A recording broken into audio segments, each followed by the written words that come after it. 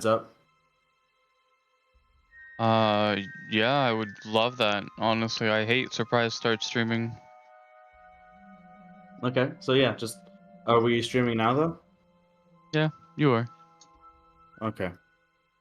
That and I would like to maybe start stuff with intros now and hopefully eventually actually start with the intro that we're making, but I need my lovely voice actors here to act on their voices. Hmm. Or, I mean, if Hmm. I could have you know, the words, I could make you guys part of the slideshow too. Yeah, so instead of sitting down for hours working on how to make your depressing little avatar move when you talk, you could do a recording. We just make some Hmm. awesome cosplays and make a video while we say the lines, and then use that. If I could make my icon sadder, I would.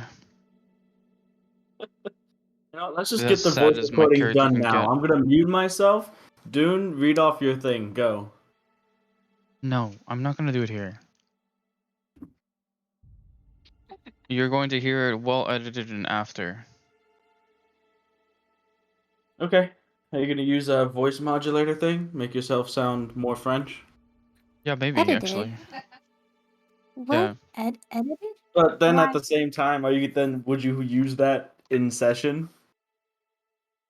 Well, voice mod thing. I looked Yeah. up voice mods that I could use, but I don't think any of them really are good. It's the same software that Mags uses now, but I don't like any of them. I looked at the voice mod things too at one point, but a lot of them seem to be like, yeah, you can use part of them for free, but then you have to pay. It's like they're kind of expensive too. But I did Today I download told one for Discord. today I Because told they're Mags that I should just start doing a heavy southern accent for Durand. Duran now has it. How do we get from you being one of them Frenchies to a Southern boy? like with Cord. I mean, he changed It his just changes every day. Yeah. Next week, Duran's German. Ultimately, I'm never changing. Achtung!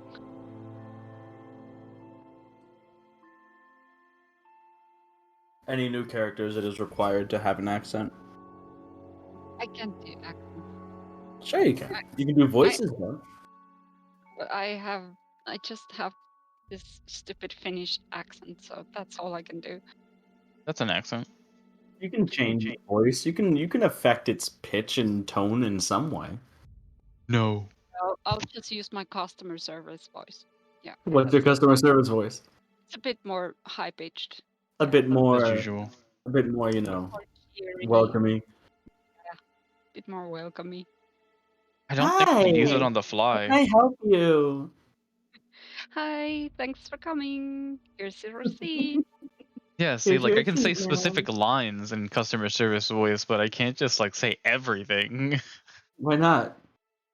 I don't know, like I can word How for dare word you kill repeat my like, father? oh my. You can't do the customer service voice for all the things you say. I mean, you should be able to talk to people with your customer service besides the whole thank you and here's the receipt and all those things.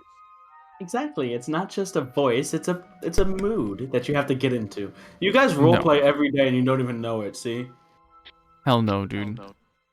Dude, bro, my clients get like on the phone, you wouldn't be able to tell like in comparison to when you see me in person, because when I talk to people before I get to their house, I give them the customer service spiel, and then when I get there, I'm a complete fucking asshole.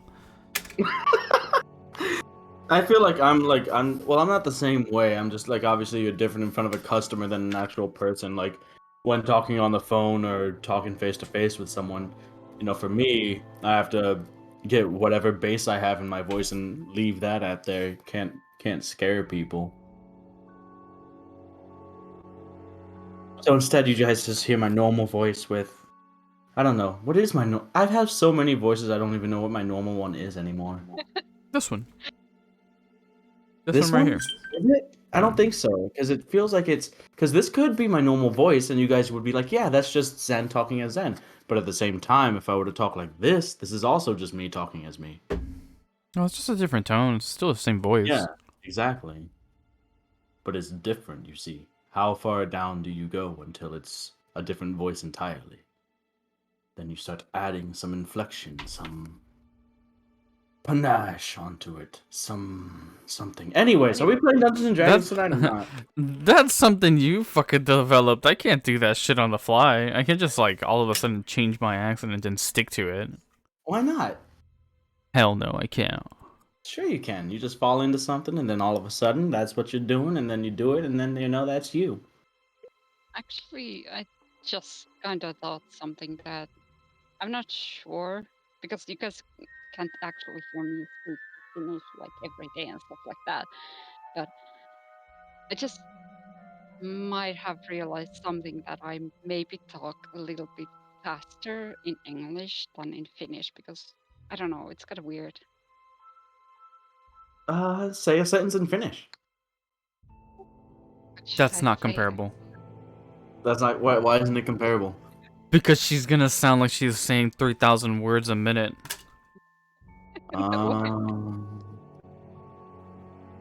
Every just gonna syllable is a word. say Every syllable, every word is a syllable. Yeah. Every syllable is a word. Just tell me how the weather was today. tänään oli aika hiostavaa ja kuumaa. Wait, that sounded normal. Yeah, exactly. It was pretty normal. Like it wasn't too Maybe cold outside, but it was a bit cloudy. I don't know. Right? I feel like I understood it. Oh. But I mean, I don't know. Maybe it's just in my head that I sound faster when speaking English than Finnish. I wouldn't understand. So is it different for you, Dune, the other bilingual person here? I don't. It's not the same because Spanish is not my primary language, so I can definitely speak English faster because it is my primary. I cannot speak Spanish faster. But you're fluent in Spanish. I mean, yes, but it's not the same. Are you out of practice? I mean, it's not that I'm out of practice. It's just am I slower in speaking in the other language than I am in speaking English? No, I mean, it's about the same. The whole thing that if it's not your native language and you speak it slower than your native language, then it's because you have to think the words more. Yeah, of course. If I don't think the words, English and Spanish are so far apart from each other. It's actually aggravating in the terms of like how you have to structure your sentence. So I can sound like an idiot if I'm thinking of saying something in Spanish with the English sentence format. Yeah. Anyway, maybe we should start. Let's start playing Dungeons and Dragons. Is everybody ready? Yeah. Nemo, are you still just coming along for the ride? Yeah, I'm here. Alright. Magia? Yeah, I'm here. Okay. Let's jump. What? Also, we just uploaded the first thing of our Ramble thingy. Okay. What'd you title it? Once upon a Ramble. No, Why do like we play? okay. Once Upon a Ramble, episode 1. Why we play. Alright. Anyways. Let's get into it. So, last we left off, two members of the group, Netadian and Elevorn, ventured into the monastery on a guided tour by one of the monks of the Order of the Holy Flame, Brother Eric. He led the two of you around and showed off the various buildings, lifestyles, ideals of the Order. You guys followed along. seeing things, hearing things, noticing things, not necessarily commenting or stepping out of line too much. Nearing the end of this, you had entered the prayer house of the monastery, approached the beacon, the eternally lit brazier as far as the monastery is concerned, saw something glimmering in, and through masterful deception and sleight of hand, managed to snag it out of the burning embers, giving some nice reddening of the hands in the process, Neredion. All the while, Durand and Era spent their time outside of the monastery, either just standing around stoically or being kind of frustrated with the one who is standing around stoically not doing anything.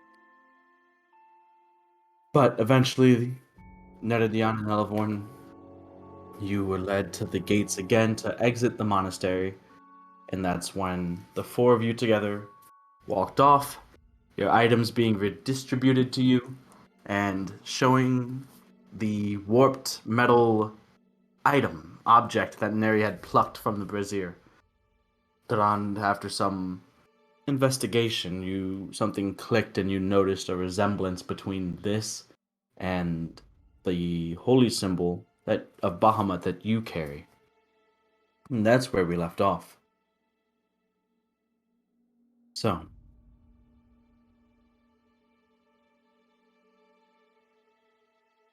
the four of you are standing around. You're a few hundred feet away from the monastery at this point. It's maybe early afternoon. The sun is still kind of high in the sky. It's a very comfortable temperature. The beginning of spring here, surrounded by lots of green, lots of budding wildflowers. The sky is fairly clear. You're all standing around looking at Durand as he holds his symbol in one hand and the warped metal object that you had pulled from the Brazier Neredion in the other. The three of you, other than Durand, didn't make the noticeable connection, but the longer that he stands there with these two items in hand, the more that you begin to see the similarities between the two.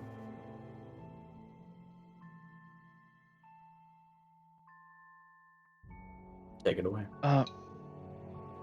Well, where did you get this?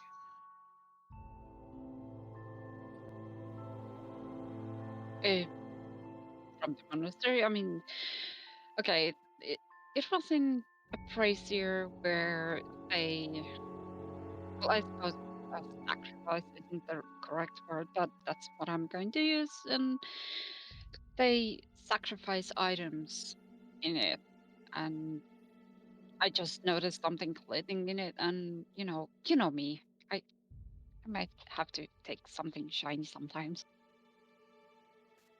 Well, it was like, a not a campfire, but a light in a bowl thingy. I don't know what it's called. That is the paylor that's been lit for like as long as the guy's been. Well, I mean, they said forever. It's an eternal thing, But yeah, they carve these little things out of wood, and they spend time in the detail and everything. Like his was of a dog that he left behind, when he joined. So Carved a dog? yeah, because it was part of him. I mean, I guess you wouldn't know. That's not a good example for you, is it? No, I wouldn't know. I mean, I don't like them, but I wouldn't, carve one. It's interesting. So they're creepy. Well, I don't know. I mean, it is really weird to me because like LaRue, she doesn't say hey, sacrifice stuff to me, but there seems to be a lot of entities that want that kind of thing for some reason, or the people think that they do. And I mean, it is kind of strange that they carve things. They're supposed to carve things. Well, of course, I'm not 100% sure if it's like that's what they have to do if they want to sacrifice those things to the crazier thing, but um, a lot of them supposedly carve the things and then sacrifice them. But as you can see, this isn't, you know, carved from wood or anything. So, oh, mm, technically carved from silver or something. Still, anyways.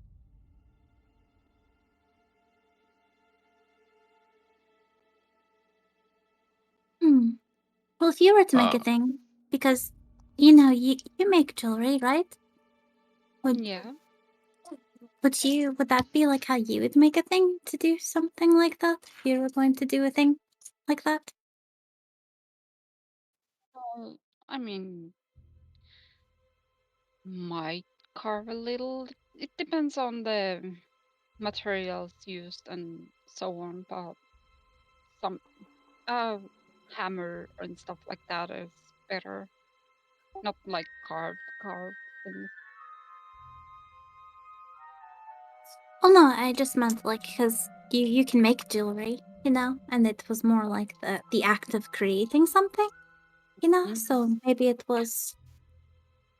But I mean, if it burn, these things, these metal things don't, burn. They don't, or if they burn, it will take ages to melt and stuff like that, but they won't burn, so it's kind of weird. All right, there's that. That doesn't really make sense, does it?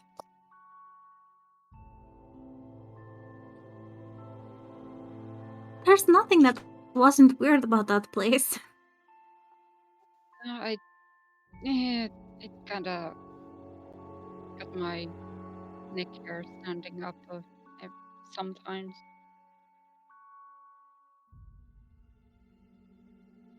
mm, I mean, minor inconsistency here, but if they sculpted things in wood, why would this be in there? Yeah, that's what I said. Why would that be there? That is what she said. Mm-hmm. Oh, It would take ages to melt in that crazier. Need way harder things to melt that piece. So it would be kind of weird offering or sacrifice, however you want to say.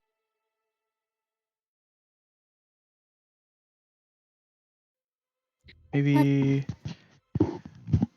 the actual thing keeping it is some sort of magic used by this type of metal. Oh no, he's very against magic. Very, very, very against any kind of anything. It's all about that doing it with my own two horribly scarred knuckled hands. Well, I'm sure Yeah, he told you that. magic.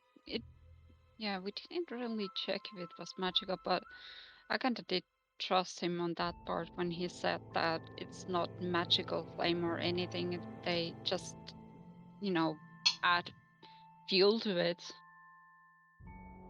more wood and stuff, but it's not magical.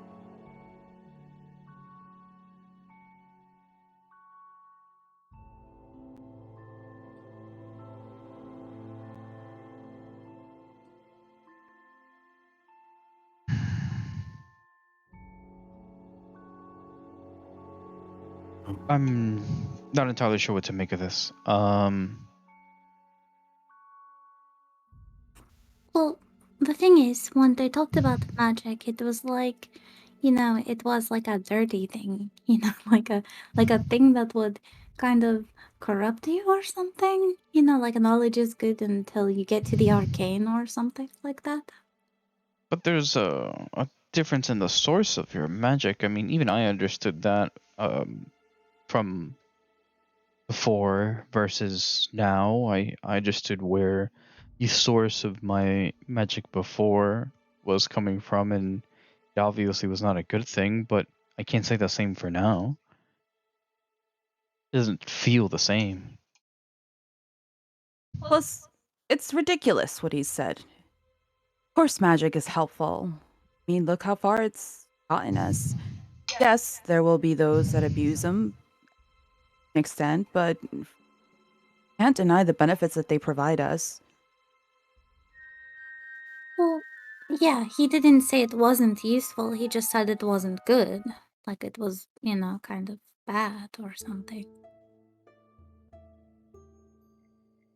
Like bad as in like evil, kind of, or like it could lead to evil,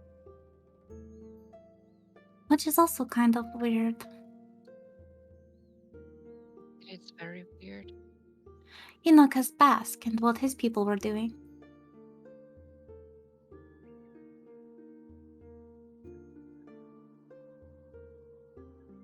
Those were his people?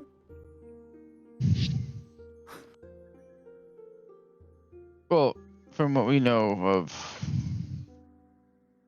what Baskin and his old friends, I guess, were responsible for doing.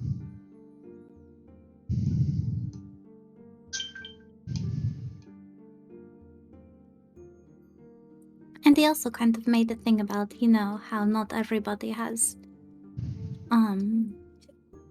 like,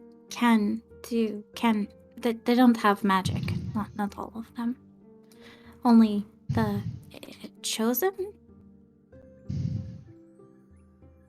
Which I think the other 4 people also mentioned as, being chosen. Oh my goodness, I forgot. There's one huge, big, like, red flag thing. They didn't let us see a building. That was like, I don't know. The fire thing really bothered me a lot, so I got a little sidetracked. But, they had the whole big building with windows and doors, which is the only one that has windows and doors that we weren't allowed to see into because, they just didn't want us to. Yeah. That like does kind of interest me. Would we be led to believe that whatever would be in that held off area would tie those people in this monastery to the people outside that we had the unfortunate? I mean, With? maybe it's the place where they train the. I'm gonna do the air quotes and chosen ones, something, and they just don't want people to see it and stuff like that.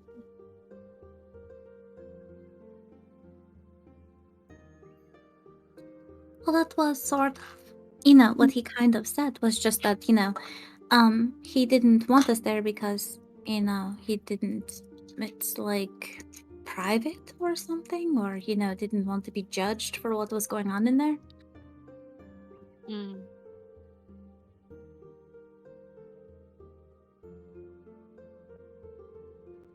How earnest did this person seem to be?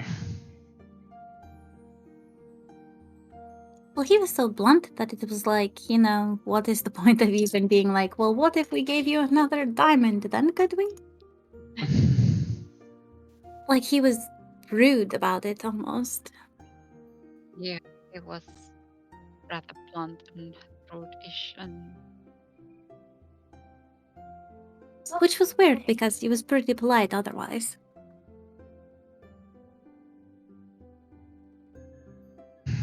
Maybe it's just fancy wording.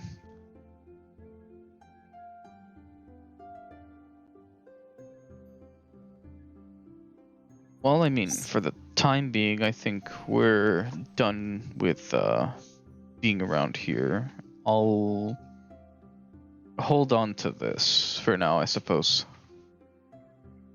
oh, you seem to know about it at least somewhat, so yeah, you're free to keep it, I guess. I probably would have turned it into something else. Wait, what, we're not gonna go to the building? I would actually would like to go there, but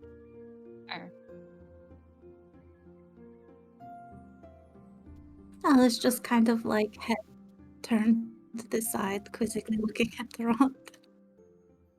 I have a question out of character. Mm. How long has it been since we threw the prisoners in Ambivale? That was a while ago. It's been maybe 4 days, 4 or 5 days probably, because that was before you even went to. That was before you went to Ember, before you went to Basque's family's farm, and then before you went to the monastery. So yeah, maybe about 4 days, Goodness. 4 or 5 days. All these Mm, places, they're very spread out and around this area. uh, would I be able to use a sending spell to see if maybe we got more information on them, or if maybe they were like an Or update on them? you can cast your spells if you want to. Yeah, absolutely. So who are you targeting with the sending, and on your way with the message, I suppose? As far as still out of whatever little aside, as far as sending goes, I think Mhm. as far for I'm not gonna be stringent about that 25 word limit. I want conversations in the flow of things to work naturally. So saying like I'm gonna use sending and then I'm gonna take 3 minutes to write down and make it fit into 25 words. I'm okay with being flexible with sending spells. As long as we aren't How about like like to read a how about book. like No, you can't read a 30 book. 35 What? seconds? 25 seconds. No, I'm just if 35, 35. I'll Chill, chill, say chill. if it's too much, I'll be like, okay, and that's all they hear, at that point. So it's an exciting Or I'll something. just let you go and be like, that took 2 spells or whatever. Well, two ideas come to mind. One, we can try to see if maybe they have information since, again, we threw them in Ambivale. It escapes me on who exactly I messaged last time, but we'll figure that out in a second. And I mean, if we want to see that if the two are somewhat related, I could. Well, I wouldn't know to an extent of how much this may backfire. However, I could disguise myself and see if maybe they recognize. But I have nothing past that. So whether or not they may see through it more now, since I kind of flew, yeah, I don't know. Well, those are the ideas I have in mind. If you guys have nothing else to offer on the table, let me know. I mean, you. Let me guess. So you're saying disguise yourself as one of the 4 that you had sent to him? Mm-hmm.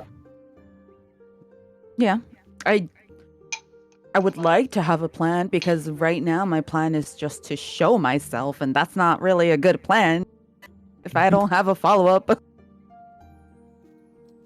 Getting information from Ambervale, from Basque or something might be good. That's a good idea. And the disguising yourself thing is probably a good idea, but probably not really, because there's something weird about all these people. I mean, maybe after the information, it might be better if there is actually information, but they have a weird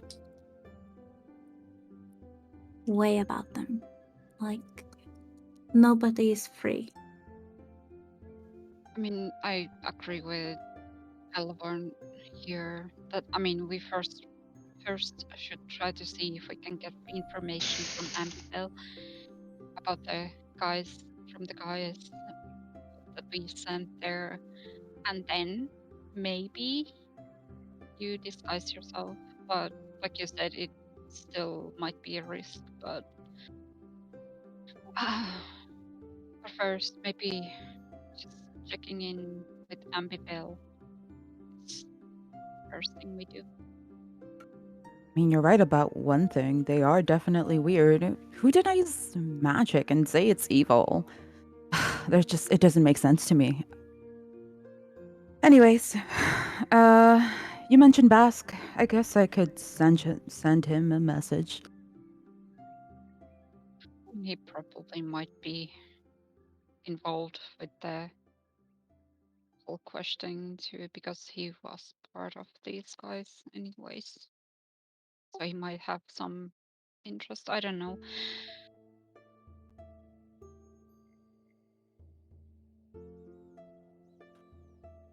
Okay, I'm going to, I guess as Neri's talking, I'm going to already be starting the sending the message towards back.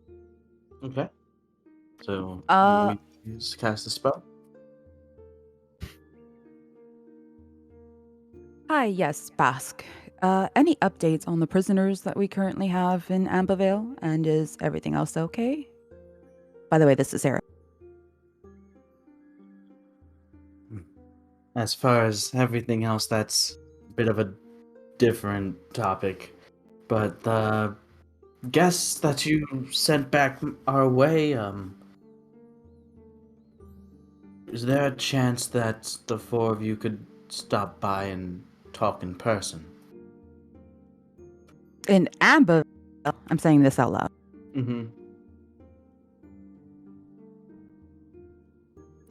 What? What now? It seems Bask wants to discuss some things, but in person. Oh boy. Well, we got to find a big tree.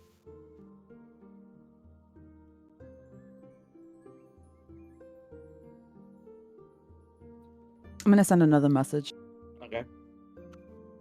So exactly how urgent is urgent in this matter? Do you need us there right away, or? Well, I don't exactly know what it is you're doing over there to have encountered these people and sent them back here, but preferably before you, I assume you met with my family, so preferably before you do anything further with the Order of the Holy Flame.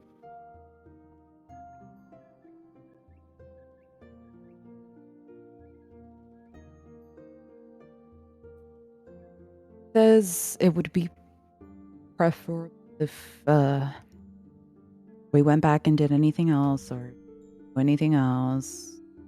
I mean, it would make sense, but I mean, we're here now. But I understand. Your call. Well, it makes sense to touch bases with him after all of these days. I say as long as we don't mind going through a tree. Say it like it's an effort. You guys have done it before. Yeah, but my stomach always feels funny after. Yours does? I mean, I'm feeling just fine, but I guess it's different for everyone. I think that traveling to the tree is a lot more gentle than the ones in the Feywild that when I lived in the first tree. Like, that kind of thing was kind of freaky. Because if you didn't concentrate. I tried to concentrate that time, but I still ended up in like way different place than you guys did. And then I got lost or something, and then I was outside again. That was kind of weird. But traveling, when you make us travel through trees, that doesn't happen, and everything. So that's nice. Anyways, shall we look at the tree if we're gonna go?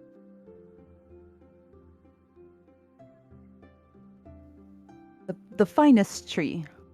So Pick a Preferably tree. nowhere near here. you have it prepared this day? Yep. Okay, so you had that instead of the windwalk thing? Yeah. Okay. So, to find a tree large enough to fit you all through it does take a little bit, and by the time you find one, the monastery is out of view. That's kind of good. Did you find it, Elevon? You cast the spell? Portal in the tree. What? Wait. Could I actually cast plant growth to try to shield us so that we're totally out of view of everything? Okay, Just so like plant growth on the guy. the sort of brush around to, sort of obfuscate any sort of view of one. Kneels down, places her hand to the ground, and around you guys, from behind you, basically, the grass grows tall. Any sort of small bushes or brush grows thick and gnarled.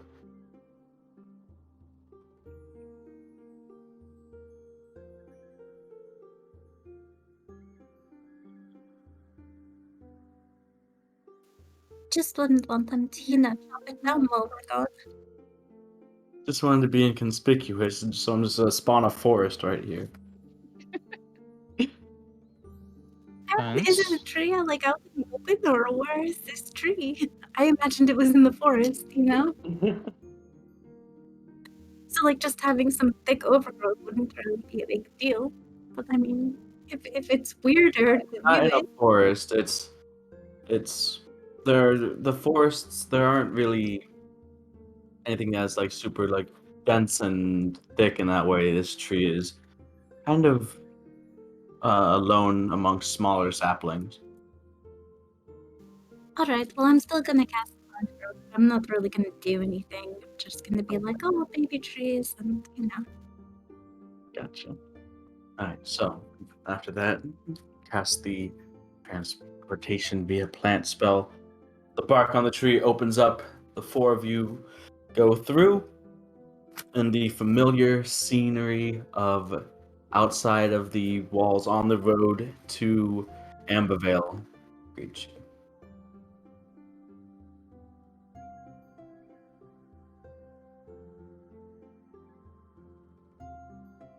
After a little bit of walking, you guys are approaching the walls and the gates. They're opened for you. A bit of chatter and talking as people weren't quite expecting you back, but you're recognized and greeted, saluted appropriately, as this is effectively your town. Walk in, and you can see that, as opposed to how it was before the fall of Korvath, there are significantly fewer people walking around. It's still, you can still see people. There's still people walking the streets, still people going about their business and their day-to-day lives, but the population of Ambervale is that of a much smaller town or village than the infrastructure that you built up to house the entire war effort, essentially. Nevertheless, you're back in Ambervale.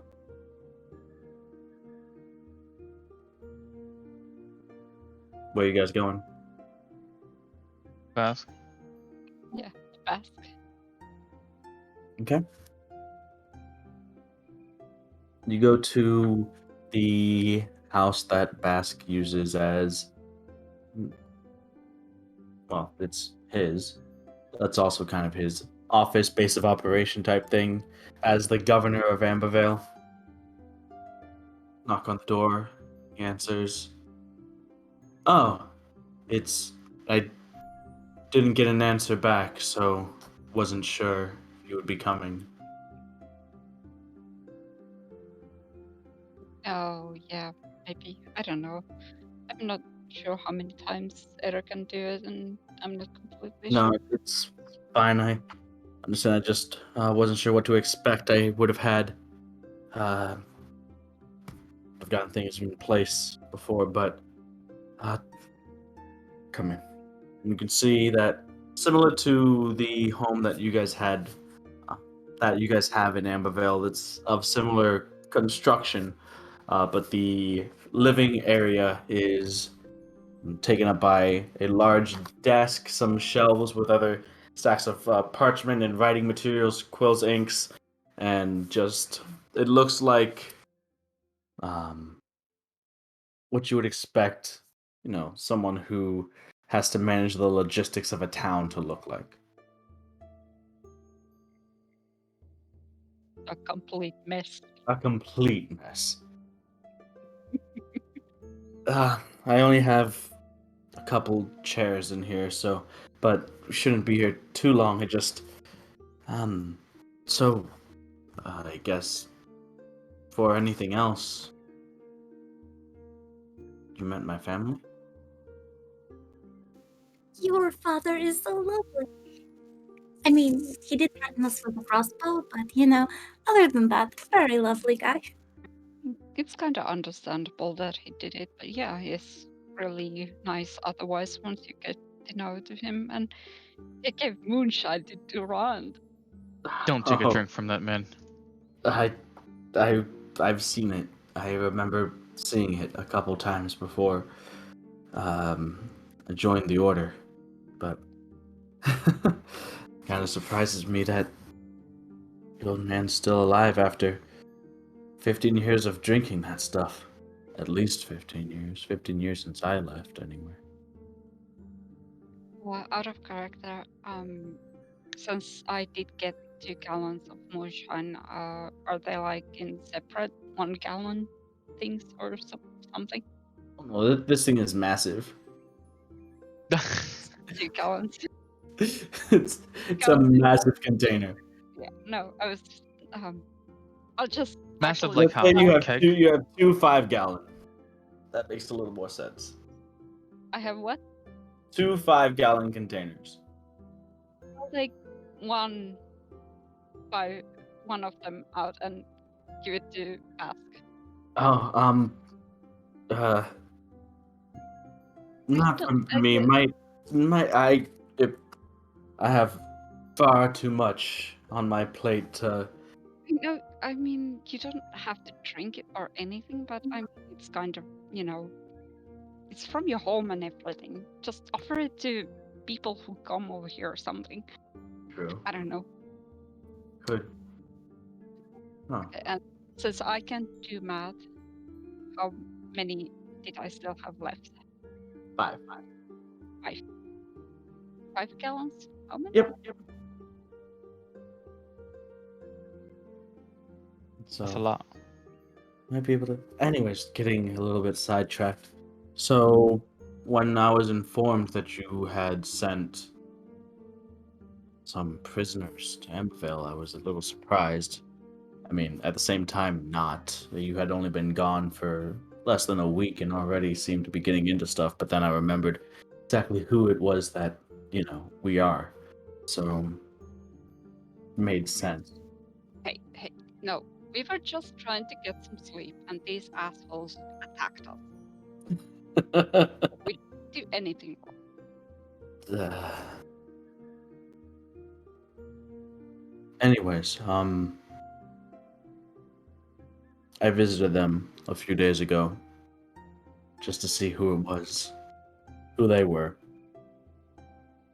I recognize them. A few of them were there. A couple of them, the older man and the older lady, they were both there already when I had joined. One of them actually, we came in at around the same time, and the younger woman, she came in long after I did.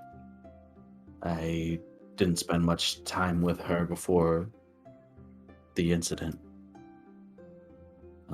Needless to say, they were all a little bit surprised to see me, of all people, considering the history that we have and the stories that I no doubt know that they've heard.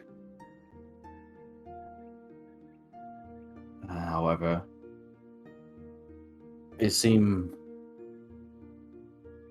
different. Let's just say their attitudes are not exactly in line with what they were, what my understanding of what the Holy Flame was all about.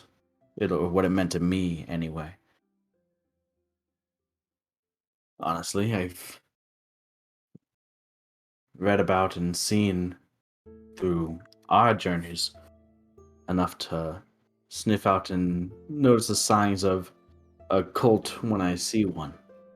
And that's not what we were back before the incident. At least, I don't know. Maybe it was. Maybe I was so far into it that I didn't even notice, but Well, Anyways, hmm? apologies. I don't mean to interrupt, but it may be that things seem different, but have you ever had a reason to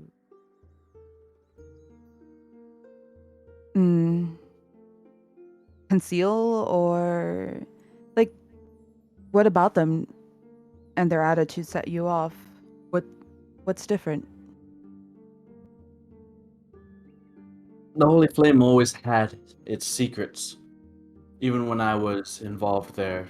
Secrets that I didn't know about when joining, didn't know about what I was being brought up, and only learned about towards the end of my time there, because I was deemed trustworthy enough, and I was one of the more keen on learning in the monastery. My deceased leader at the time, Father Grenist Kester, he kind of took me under his wing, taught me about, the good that we were actually doing there, working alongside any motions to Dran, the Platinum Aegis. And that's when he told me what the Order of the Holy Flame really was. It wasn't simply a group of monks devoted to the worship of Palor located in some out-of-the-way scenic location near Embra. There was that on the surface, to be sure, and in some regards, maybe that's what it started off as, but Kester took it and made it into something else. His own curiosity changed it to a place where we would study and try to determine the patterns, the direction, the goals, the personalities maybe of various fiends and demons. And it was that study that led us to, in a way, assist the Platinum Aegis. We were not demon slayers or equipped to combat these fiends, but we could learn about them, learn their traits, learn their weaknesses perhaps, and where they were more or less likely to show up on the material plane, and work with the Aegis, feed them that information, and they would be the ones that went out and eliminated these creatures. But Kester's want for research and knowledge went a bit far. It grew to a point that at the time I didn't notice because I was right there with him in my curiosity, my thirst for knowledge. But led us to that fateful day where he decided to further study one of these creatures, should bring one through. It had been discovered that there were some cave with some strange writings, ancient writings. After studying it, we found that it was demonic in nature, abyssal. So we decided to try to bring out or bring through whatever might be connected to that, and unfortunately for everyone involved, we were successful. And that's the day that my mentor and many of my brothers and sisters in the Order lost their lives. And he looks at three of you, because you've heard this story, but is more sort of glancing and gauging Era's response to this knowledge. But even then, the attitude that we had, we were still independent free thinkers, but with the same cause, with the same spiritual beliefs and the same thirst for knowledge and truth and a greater good. This cultish mentality that the four that you brought in seem to have is not what I recall.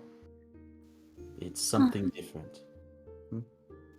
I was just, while he's talking, can I just try to get a view of his hands?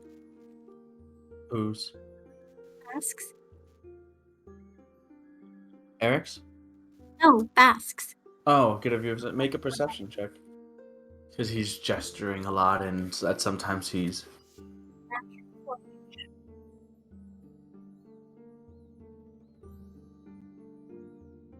It was a natural 20. A natural 20. Yeah. His so hands are fairly scar-free. They currently you can see that there's a little bit of maybe blistering in where he would hold a quill. But other than that, you see on the back of one of his hands, the back side of one of his palms, there is only one such similar looking scar to those that you had seen on Eric's. But other than that, it's just the one.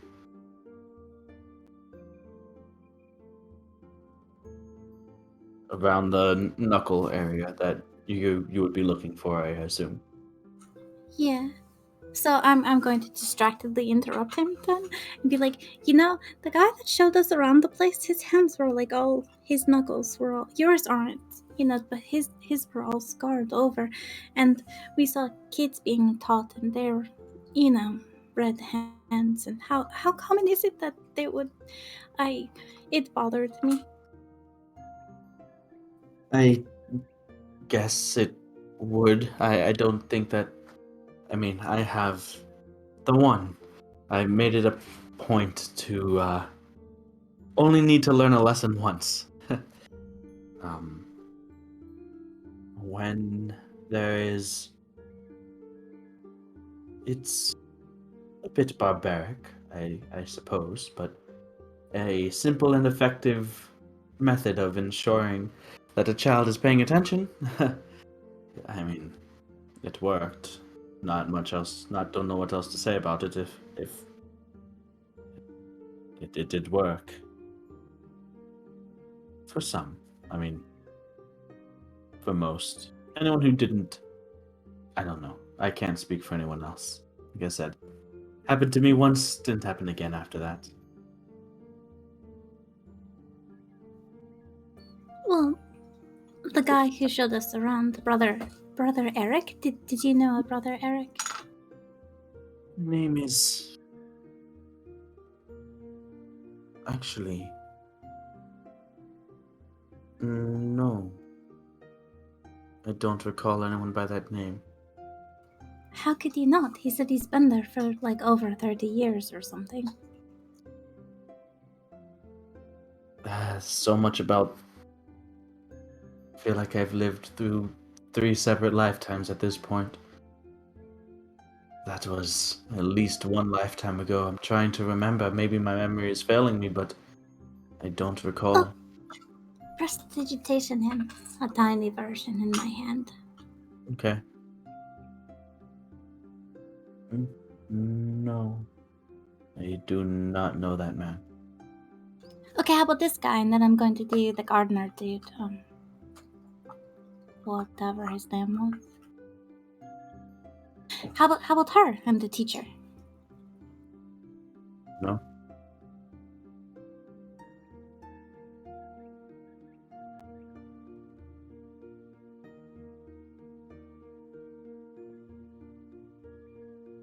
I don't recall any of them. Those 3. That's weird, right? That is weird indeed. What about the eternal flame pot? Bowl? Praise your Whatever. thing, whatever. They keep. The Light of Palor. Yes. What about it? You've seen it. Were you sacrificing stuff to it? Sacrificing? No, we didn't do much in the way of sacrificing. At least not physical sacrifices. she means that it was more of an, they called it offering, of course, and it was like Oh, carved sorry, well, something. the ceremony, yes. Yes. I mean, that everyone, as far as I was aware, partook and contributed at least once. Do your part to keep the light aflame. We did see it and everything. We were allowed, but it was mentioned that people carve things to offer to it. But do you remember anybody like just not carving anything, but just offering something that they already had? No. Like, It wasn't about the physical item. It was the symbolic and the act of doing so that was important. The only thing that went into that brazier was either uh, the ritualistic offerings of the ceremony or kindling to keep the flame alight. mm, it's just that I saw this metal thing in it, and I'm looking at Ron now if he wants to show it. And Yes, I'll show it, and then I'll show him mine for comparison. I saw this, and I'll point to the that was in the brazier. It was in there, and I mean, if you guys throwing kindling and wooden items in there as offerings, then isn't this kind of odd? It's definitely strange. Uh, Looks at it and kind of. My. I'm not too familiar with such things, but it must have been there for at least some months to for a normal fire to create that sort of warping and distortion in the metal. Yeah, metals don't do take quite a lot of heat to actually melt fast. So. Yes. It must have been there for quite some time. It's strange. I mean, we didn't. We respected all of the Empire's deities and learned their dogmas and their domains and learned a healthy respect for all of them, although Pelor was our predominant deity of which we offered our worship. Casting a pendant of Bahamut into Pelor's light, that is strange to say the least, and there's much that could be said about it. Hmm. Um, So, verily, the order is not the same, but I mean, without your old mentor there, wouldn't that kind of make sense? Wouldn't they have changed the way that they did everything? suppose, but at its core, the order, as far as I know, has been through many changes and iterations, and as far as its leader would go, but a leader, a mentor, should bring up one to replace him, and they carry out the mission and tradition of the monastery. Well, This did is they really a have a chance radical this shift time? in. This is a radical shift in a short amount of time. Have you spoken with other members of the Aegis about that? No, we haven't been. I don't. Have you talked to them around? Oh, you guys were outside, so I don't. Then again, you only saw the metal thing after. I You can probably had time, yeah. I can pay them a visit now that we're here. This was my first stop. Yes, I wouldn't know about. It's a bit uncanny, the similarities there. I've seen many various takes on how to portray a deity symbol in a pendant or necklace or little idol or whatnot, but rarely are two so similar. That seems as if it was some sort of uniformity there. But this wasn't just a symbol of Bahamut, it was one very similar to the one that you carried around.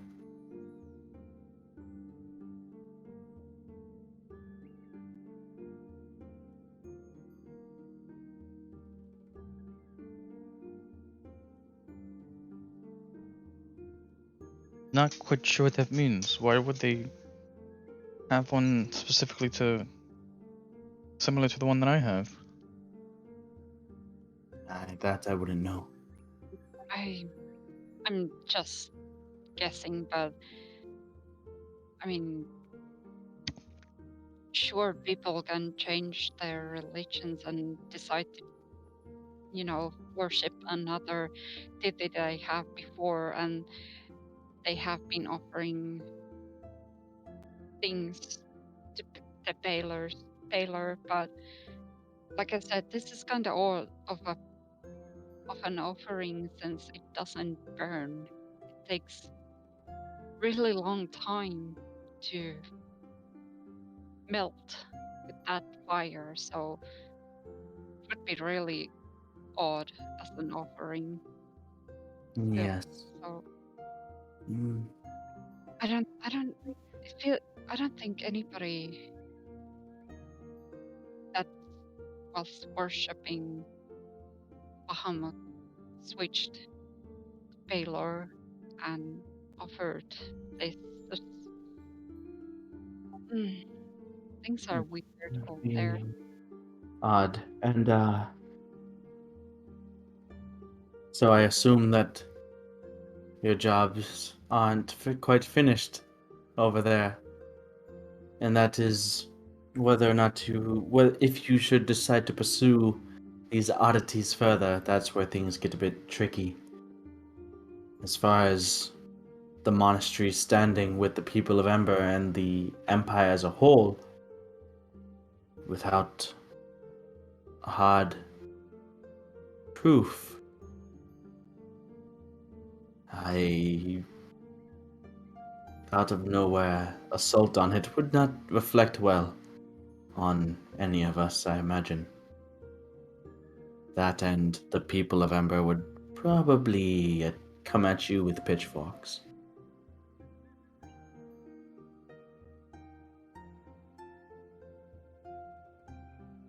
Yeah, I don't know what we should do with that, but that place just makes my neck hair stand up.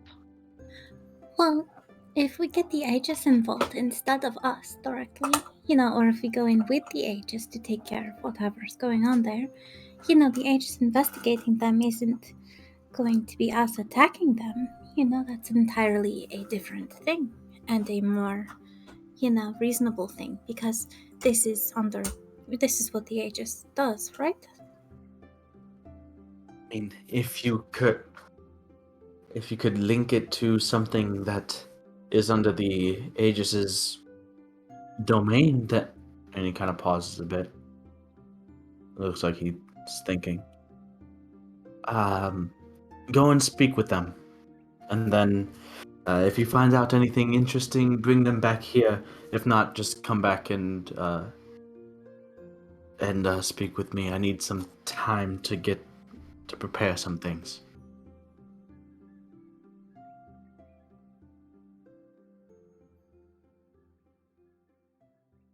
Do you have some sort of idea? I have an idea. I need to work it out. Come back while I process. I am pushwalking the round. Okay. Okay. So Durand is Oh. getting walked. Yeah, and I Yeah. guess I'll follow Ella and run. Alright. The four of you exit. The door closes. You hear a bunch of hurried walking on the other side. The echoing of the footsteps on the wooden floor. from inside Bask's house. You hear something fall, something crash, a god damn it, and then continuing onward. Sorry, forgive my speech. Gods damn it. Yeah, true. So the four of you are outside here, where Bask's house is situated. It's sort of on the same side of Ambervale as the infirmary is, and to get to the temple, you'd have to pass by around where your house is, and you'd also pass by the area where you have the apothecary and the the memorial grounds are there, on your way towards the Temple of Bahamut.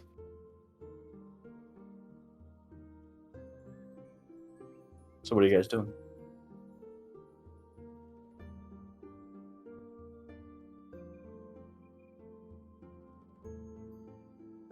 Sounds like Zen wants the party to split.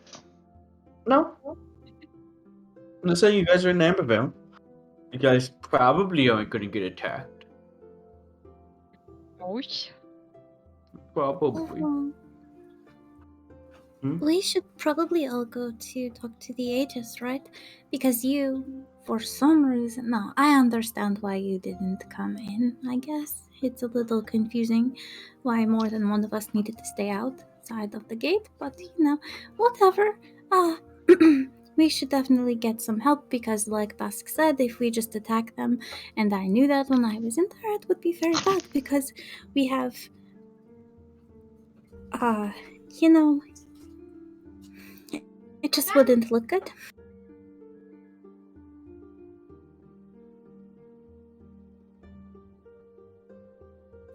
What exactly wouldn't look good? Well, if we just went in and killed a bunch of holy men or something, that looks bad. Who said anything about Who's- killing? I did not. Well, I kind of might have, had to I mean, to be restrain. fair, some of them, if they really are part of that monastery and everything, they did want to kill us, kinda. I mean, at least temporarily, and then bring us back and stuff like that. But I'd rather not die like that. Like, how many times that has been, but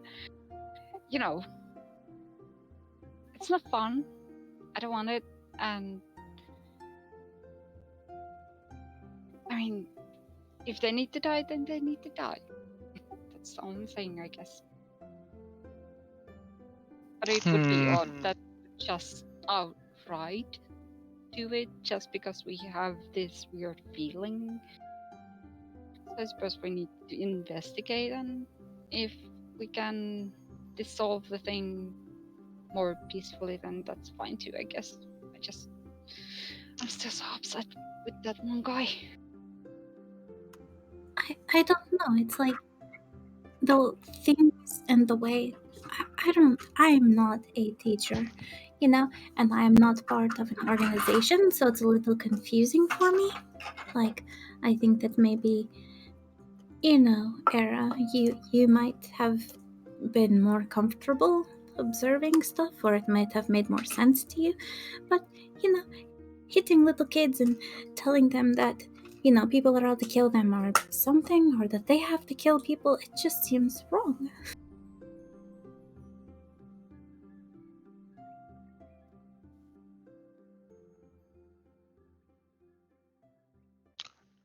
I hear none of that.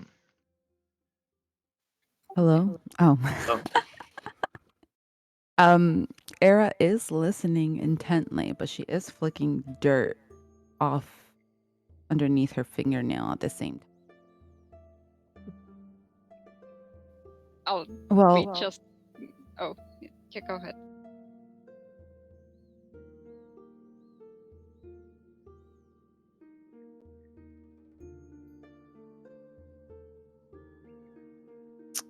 I currently have no input. I'm still trying to process exactly how one person could still live in an office that's just completely in shambles. While he So- goes off on his story, which was very, very. Should have taken notes down, but I didn't. What is there to take Okay notes now. about? People died. It was bad, okay? Well, yes, yes, yes. I understand that. I'm thinking at the moment. And why exactly are we waiting around? We're walking and talking. We're walking and talking. Why can't we walk faster? I mean, Our job? I'm not going to object with you, Elevorn. I don't feel that this is something that we should alone. I don't.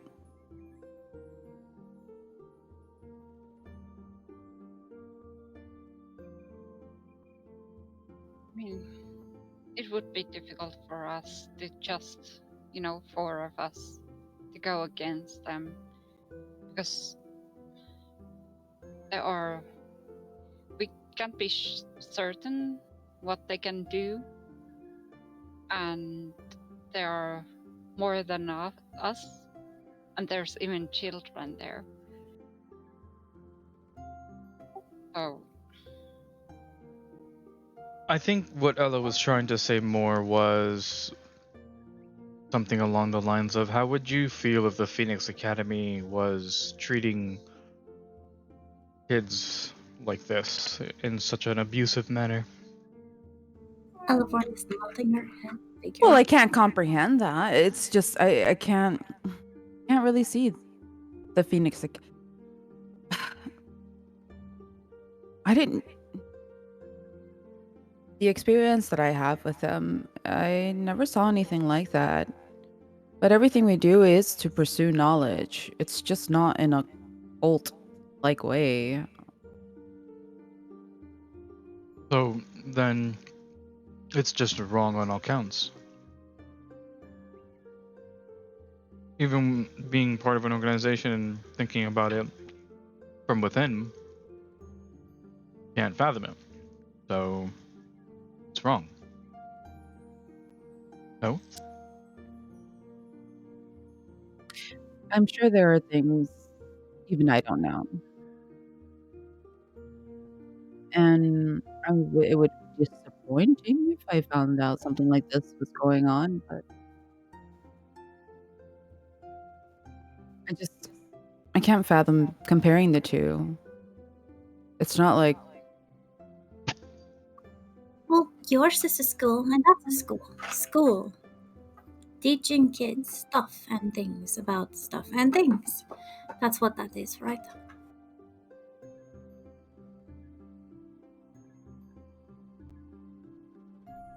but it seems that their schools different. It's not the same thing.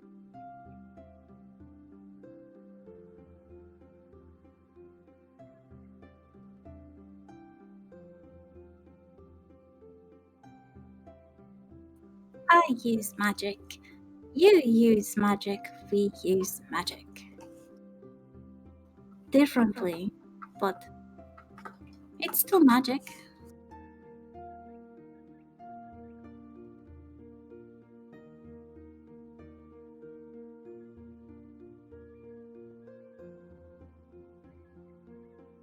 But okay.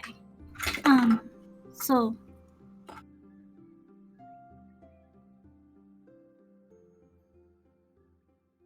At this point, you guys have approached the temple. Outside, you do see Connor, the ginger half elf, standing about a head taller than Tana, the shorter human, dark haired, sort of caramel complexioned with light brown eyes, woman standing opposite each other, doing a little bit of sparring exercise type stuff, just really walk through motion type things. It seems almost more like a dance than a combat exercise, the pace that they're going, but they seem attentive to their work.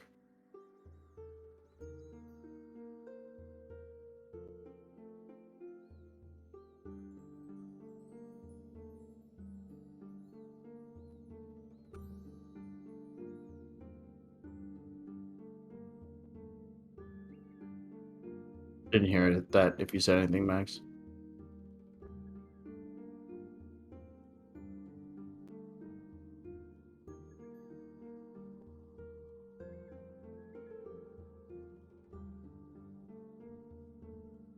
No, can't hear.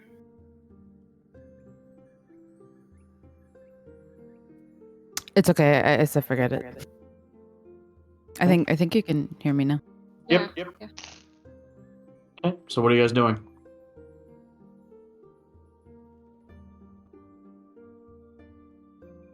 Are we gonna look for Sven? Well, I don't think Sven is here. I don't know. Connor, Look, Connor, I'm waving and Connor hears your voice and kind of looks over. Oh, you're back just in time for kind of just punch him in the face. Ow. That was plenty of time for you to realize that we were done, Tana. Never let your guard down. What brings you back to town so fast? Those happy, fun people we sent you. Oh, those guys. Yeah. Kind of. A bit of jerks, aren't they? what? So We tried getting anything out of them. They wouldn't speak on their own volition beyond their rambling nonsense. And when we attempted to, whenever we would attempt to place down any sort of magics to coerce the truth out of them, they would fall silent. So, but Basque did seem to get some sort of understanding where we really found none. But I suppose that's a little bit due to his history, which I also learned about then. So it was a learning experience all around, I guess. What brings you back here? Was it just to talk about the prisoner? Surely you could have just sent a message looking to Era.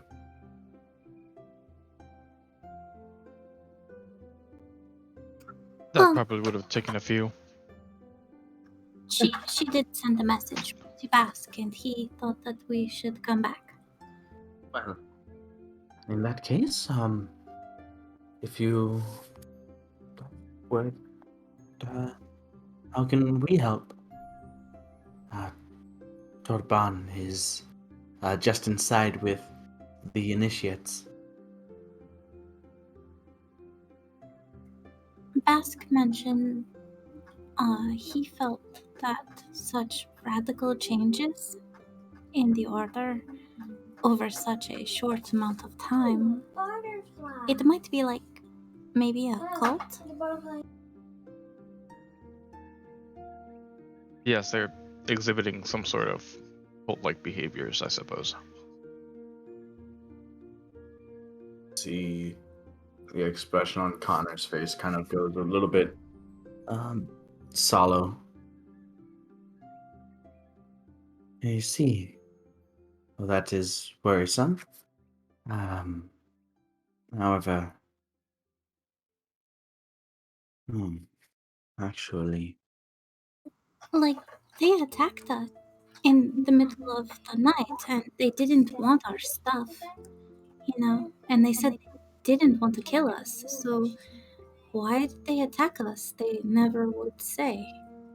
they even had diamonds to bring somebody, back to life if they killed someone.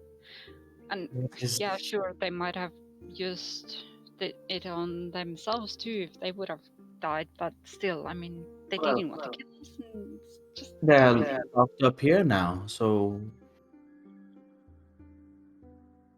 4 people a cult does not make. No, it's the whole monastery. We went to visit. They're all strange. Like them. Yeah. Like they look for permission to speak. That's, I mean, I suppose strange for you, but that's not necessarily strange when you're confronted with a stranger. And its secrecy also does not a cult make necessarily, at least not alone. Well, the guy that was it Wait. that showed us around? I mean, there was a old guy who said that he had been there for like what over 30 years and everything, but Bast didn't recognize him. In fact, he didn't recognize anybody that I showed him. There was a teacher and a gardener guy, too, and Ask didn't know any of them. Okay, well, before we get too ahead of ourselves, what exactly do you need from us?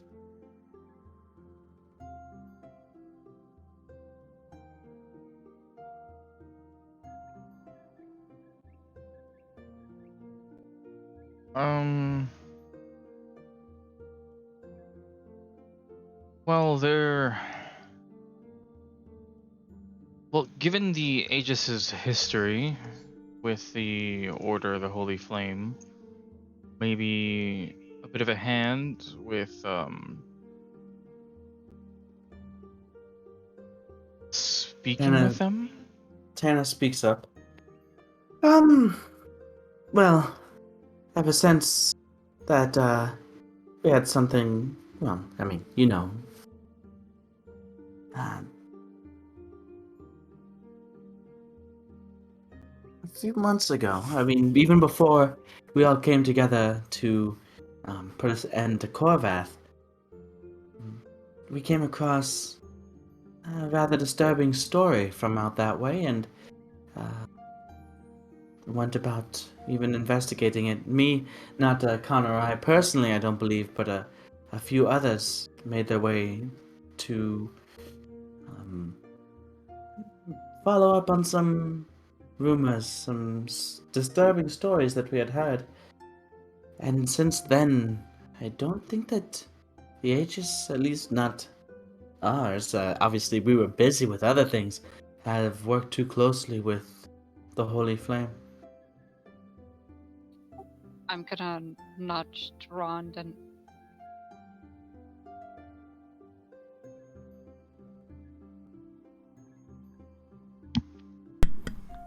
Okay, And so what? I they got have, nudged. so they have a thing, and Neridion burned her hand. But anyway, they have this thing called, the light of Palor, something that's been burning for eternity or whatever, and they carve these wooden things and toss them into the fire in as a way to like contribute to keep it burning and in honor offering to Palor something, right? So Nerdion, being very clever, noticed that there was something shiny in there. So I distracted the guy, and she bravely grabbed it. gonna nudge Rond again.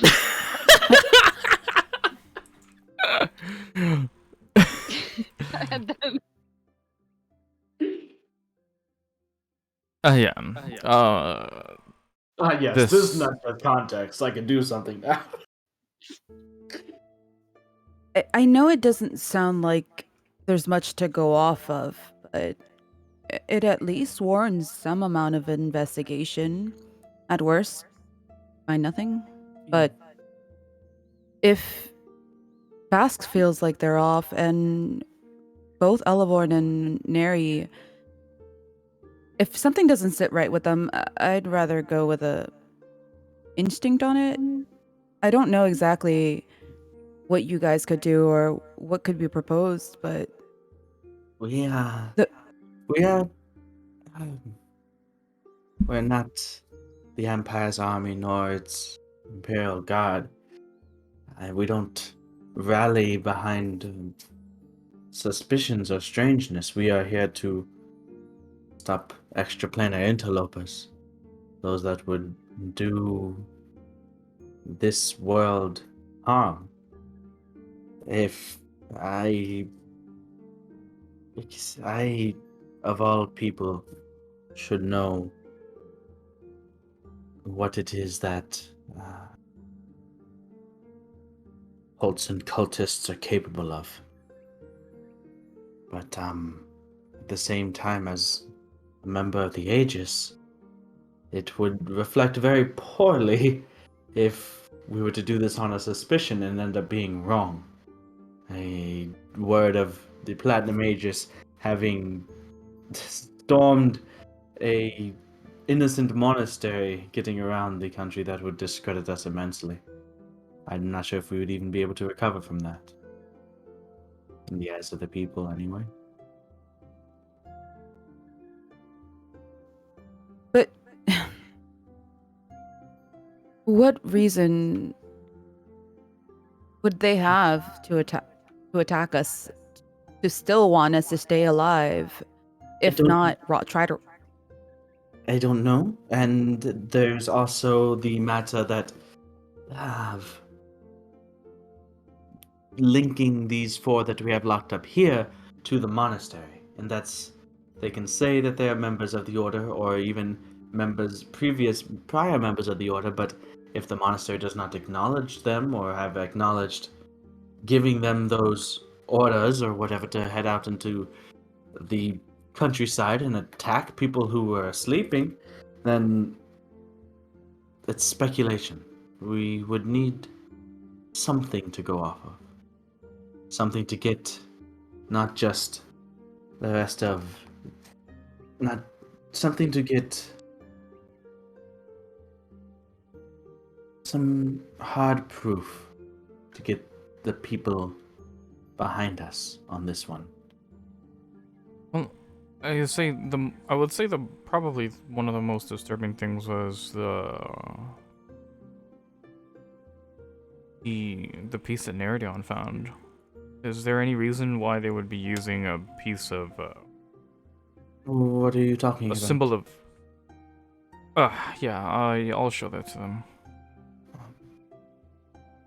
He looks at it, and both Tana and Connor take theirs out and see the similarities. Tana,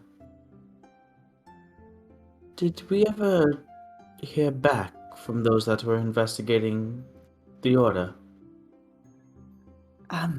It kind of overlapped with the whole Korvath thing. I'm not sure. Can reach out to Sven. Ask him. Yes. Do that, please. Chana steps away for a moment.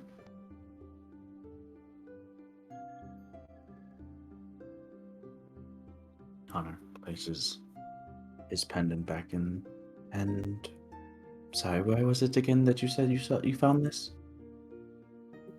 It was Never in found the brazier that they called the light of the Pelor. I mean, that Bask did remember that it has been. It's just a fire, normal fire, that is being kept with just kindling and the offerings they carve from wood and so on. But that's what I found that, and sure, people can choose to follow another god, but offering this to Pelor just seems weird to me because it doesn't even melt that fast in that fire. It would take ages, and it's just off, isn't it?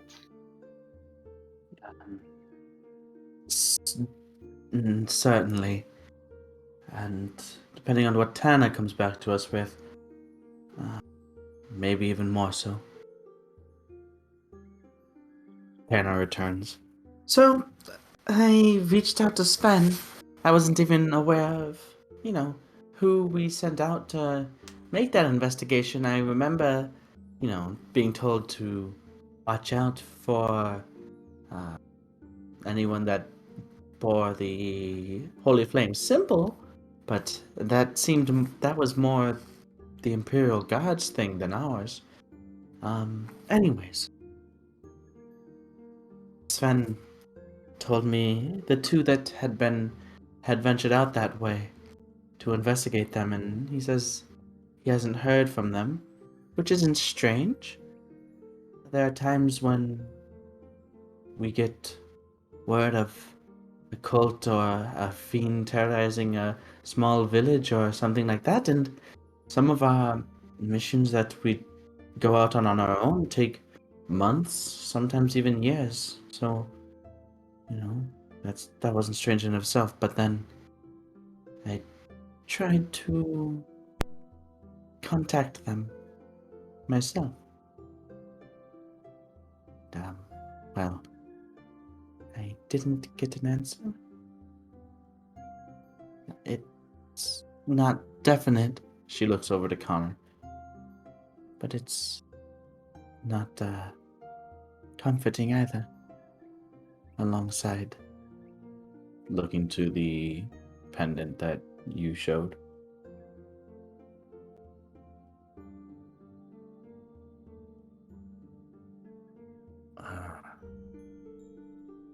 It's still not concrete. It's worth investigating, and absolutely, I think we need to either talk with Fenton or maybe Bask. He might know more. If you guys are going to investigate, Bask did mention to go see him, I believe, if I'm not mistaken, looking towards Ella and the others. Nodding my head. Yeah, he did tell us to go back later. Alright, yeah, let's go do that. Drand, while you're here, if you wanted to, say hello to Barlak, he's inside.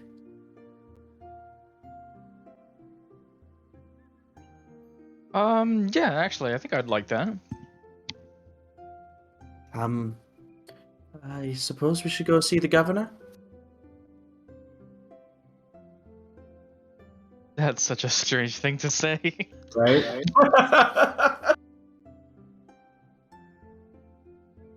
He's just basked. He's still basked to us. Oh, for you guys, yeah, sure. So it's I'm gonna make it weirder. fun. Yes, make it weirder. Alright. So you head up and you enter. See the temple here is smaller, much smaller than the one in Brushburn, much less ornate than the one in Brushburn, but it's not destroyed, so it's got that. Hey. So you open up and you see immediately the dwarf that's standing there, Torban, kind of standing back a few, like, dozen feet away, arms crossed against one of the structural supports of the temple, looking at, kind of squatting down with firm thistle brushes. Varlak and Abel, the two initiates of this, the Ambervale Platinum Aegis chapter, just kind of scrubbing away at the floors. And it's like, I don't want to see your knees touch the ground there, initiates. The only one you kneel before is Bahamut himself. And you walk in. Ah. Duran. It's been a while, brother. How have you been? Okay, all things considered. And he motions to the two, and Varlak and Abel stand up and kind of stretch their legs a bit, but Varlak immediately stands up super straight and proud as he notices and, sees you come. You can see that they're wearing the black tabards with the effigy of a gold dragon on it. Well, I mean, how are they doing? And they're learning, ambitious, eager, to say the least. I mean, you, I know, didn't go through, the standard initiate protocol, but I feel circumstances as they were, eh, you've done enough. But they are eager in learning. One of them seems more interested in the martial elements of what the Aegis has to offer. The other one seems more interested in Bahamut himself. Really now? I can't imagine whom.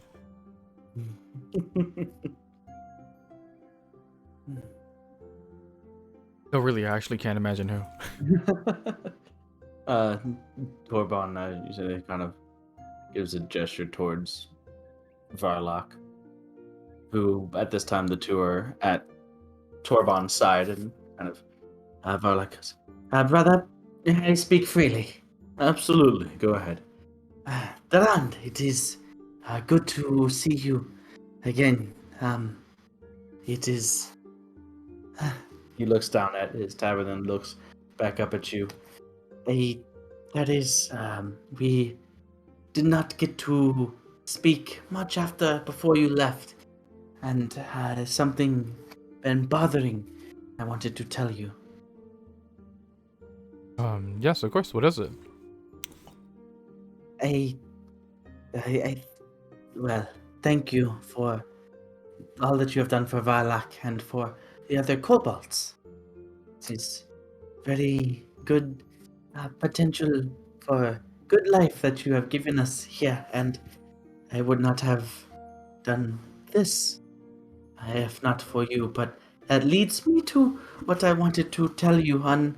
I hope it does not upset you, but um, I I do not feel it appropriate to refer to you as Dragon King anymore. Oh. Oh, well. You know, just for the sake of asking, why do you feel that way? Wow, Dragon King. It's the learning of, if it is you get the things you do from Bahamut, as Torban and others have taught us. It is. I do think I also should look up to no one other than Bahamut as well. That is very true. We are all brothers in his eyes anyways. Big kobold smile.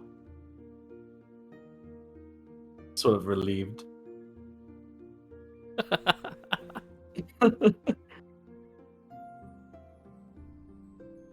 Besides, I mean, you can't give me too much credit. Some of this was also all partly due to you. It's a combined effort. It is. It is a good story. Good part of the lives of kobolds, of our little band anyway.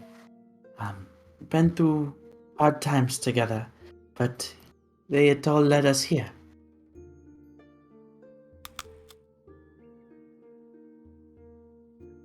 Oh my god. No way. The door behind you still kind of open. What? No, nothing. Durand, I don't feel like we should take too much longer. You hear Connor from the doorway of the temple. Oh, yes. Well, I'll be right there.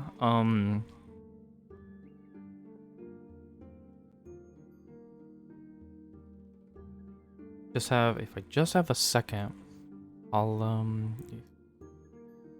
Abel, How are you doing and your sister? Are you guys okay? My sister's doing very well. There's plenty of opportunity here in uh, Embervale for Ashley.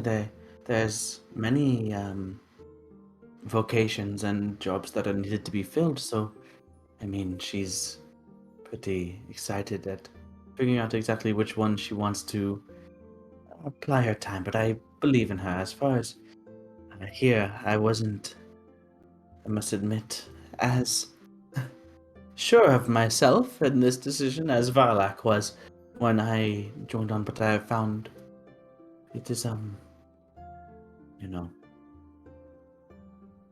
doing good things for good people. Mm-hmm. That's, I don't have... You first. Hmm? You first. Oh, I mean, it is the premise that, the risk that you and your friends took on me and my sister way back in Edgecliff wouldn't, at least, I mean, neither of us would probably be here if not for you. I, I was woefully unprepared for what was on that island, and if no one came over to help, I probably would have still went myself anyway.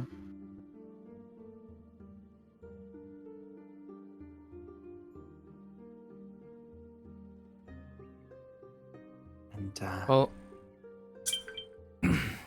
glad, um, glad we were able to help because, you know, I'm also glad of what I'm seeing here in front of me right now. I don't have too much time, but I'd like to spend more time here, with all of you. But if I have anything to tell you, Abel, it's just, you know, the faith, my friend.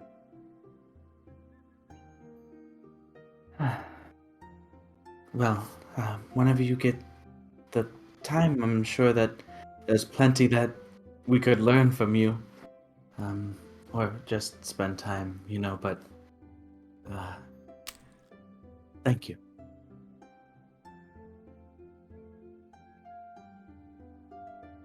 I should be off.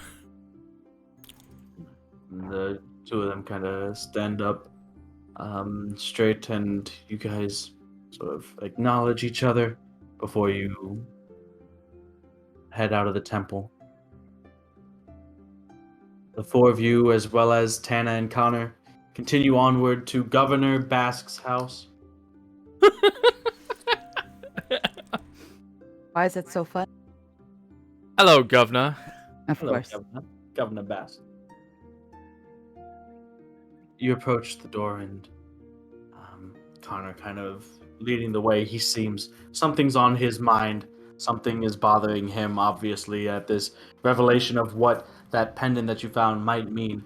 But so he's at the forefront right now, and he's knocking on the door. Ben and Tara, dear.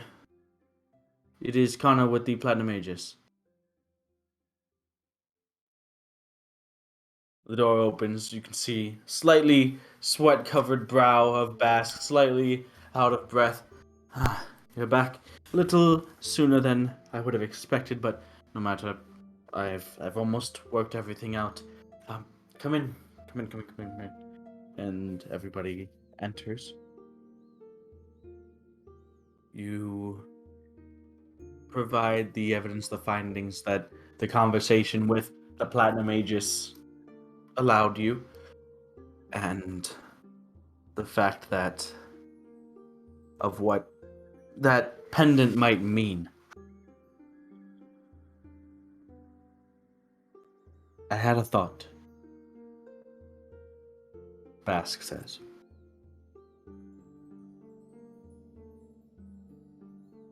There's still the issue of being from that area, being from Ember, and being a part of the Order of the Holy Flame for so long. And I know what that monastery means to the people in the area. And for the Aegis or anyone to even non-violently attempt to intrude upon that monastery and forcibly make their way in, even, like I said, non-violently, it would not reflect well. The people, if they heard of it, would be angry. Probably my family included. That is just the nature of the relationship with the monastery and the faith in Pelor that those people have. However, if we were to provide them proof that the monastery had in some way fallen out of Pelor's light, that would be different.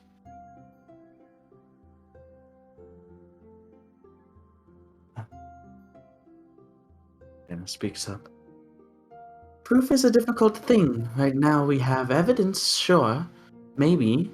We have theories, but proof. Unless there's something else that the four of you found that you're not telling us, I'm not seeing anything that we could show the people of Ember and have them okay with what it is that we're going to try to do. So, I mean, as far as I'm concerned,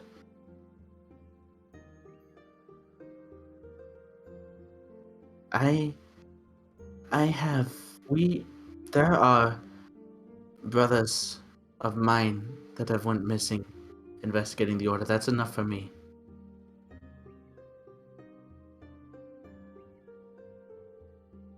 But I don't see it being enough for them.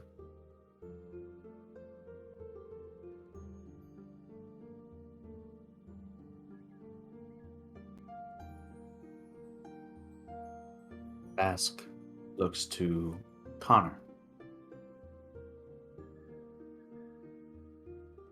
Tana, and then Connor again.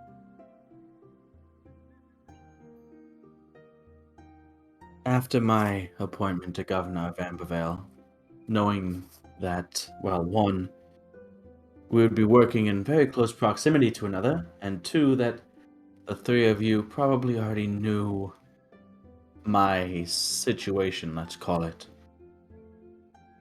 Connor, you came to me and offered a potential solution. Yes, but it is...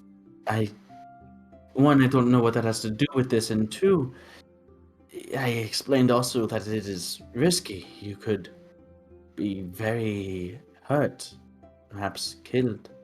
I'm not talking about actually going through with it, but maybe partially. Would there be a way to do that?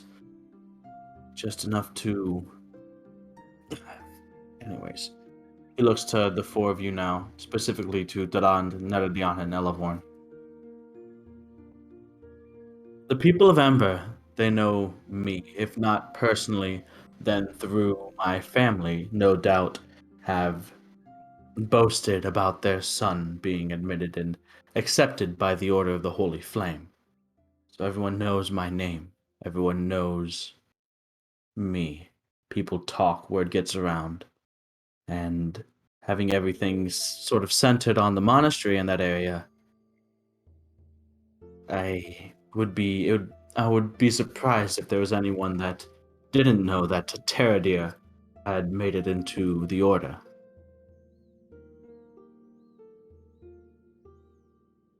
If we want proof that there is something other than holy going on within those walls, I am your proof.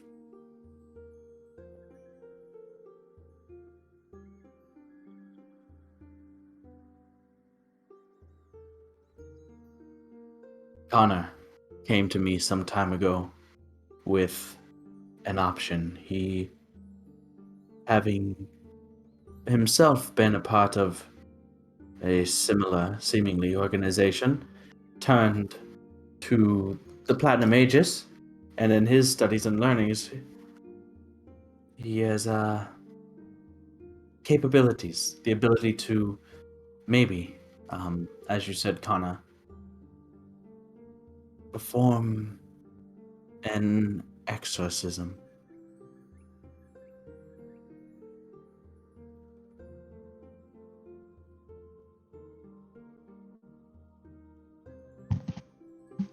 What are the risks involved? Honor speaks up. Well, normally there shouldn't be too many risks. Either it works or it doesn't, but Basque, as he has informed me and as we have seen, I mean, I'm sure that Yildrand, if you wished, if you willed it, could see as well. Um, the predicament that Basque is in is more precarious than normal, as it is not simply a matter of possessor and vessel, but they are more entwined. Less two individual entities and now more one bonded together, and attempting to separate the two could destroy one or the other, or it could go by through without a hitch, but it is less than zero possibility, so um, I want to err on the side of caution. Yeah, but more than I. But what does this mean for you? Ask. Like, what? I'd not recommend we go through with it entirely. I'm wondering if there's a way that maybe we could do a partial, just enough to show the people of Ember the other being, to show them what actually happened and what actually is going on behind those walls, or at least what was at the time, and if anything, what we would need to tell them to get them on our side. Well, what if they? I mean, you need to make it look successful, though, right? Even if it wasn't. So really, we're looking for kind of a show. Perhaps a lot of it would be real. I don't think that there would. Again, I'm not sure if a partial one, just enough to maybe bring out a visage of my partner. But if it's possible, I believe that would be enough. And I don't know. It's a matter of maybe eventually convincing them that it was true, but like it's a logistical thing, trying to gather everyone together for an Ember into one location for apparently no reason. That is difficult to happen. The logistics of it need to be worked out, but going to them with a warped piece of metal or What about like setting up a, like, you know, there are some that the buildings aren't great in the middle of Ember, but maybe we could like set up books or something for kids. Because that's a big thing that they all want. So like if we were, setting up a small library or, that something would like be that. great. But I think we want to do this in less than a few months. We want to do this relatively quickly, yes? Well, not a whole big library, just the first installment. Like a small amount. There's got to be some books around, right? Perhaps, but uh, What I'm about you, sorry, Era? Elevon, but that doesn't. It that would take too long, and also there would be no necessarily any reason for all of them to gather at a small first installment of a library at the same time for this display. Yes, the travel to Ember proper is just days for some of the families. No, we should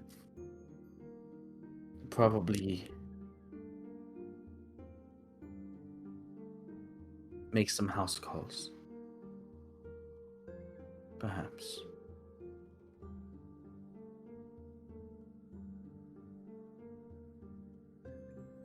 House calls. Like,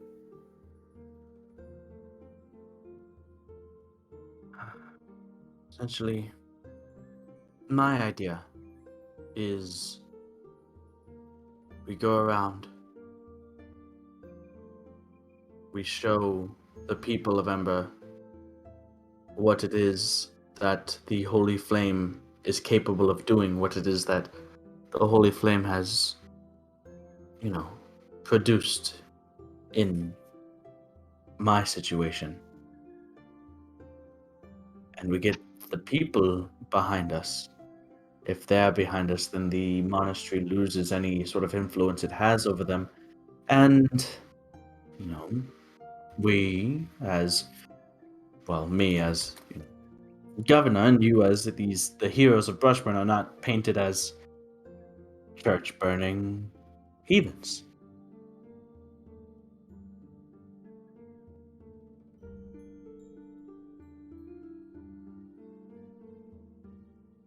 That end, I was a bit foolish to assume that this would just go away with time. I had hoped, but no. This is a thorn in my past that needs to be pulled. Should have dealt with it. I ran from it.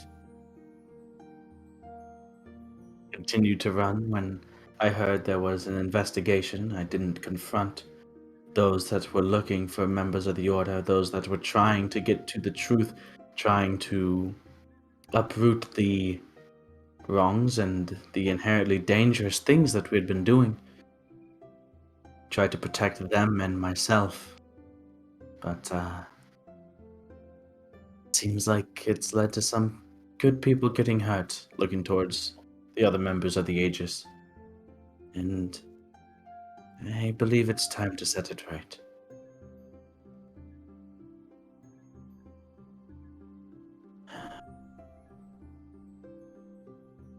He looks to all of the work he has on the desk before him. At most, I can take perhaps 30 days before the others in the council are looking for blood and one of their more proper noblemen to take my place. But that should be enough time to do what we need to.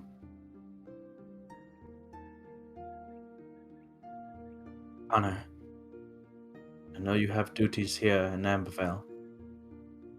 Do you think perhaps you can teach Durand what it is that you had brought to me? It shouldn't take too long. It's if he's willing, absolutely. Of course, I think I'm a fast learner. Well, Bask walks around the other side of the desk and kind of lifts and moves what looks like a travel bag that he had hastily packed up.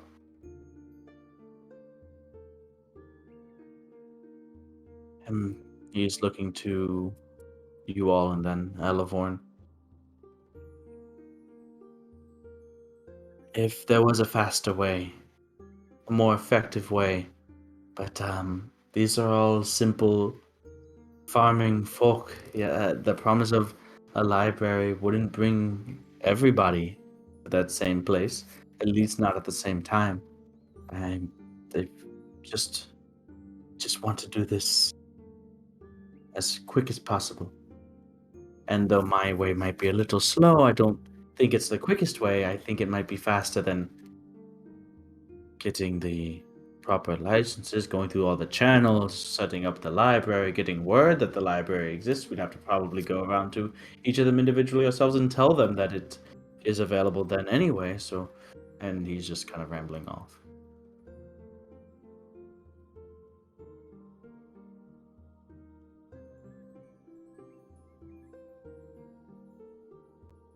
Does anyone have anything? Questions, comments, concerns?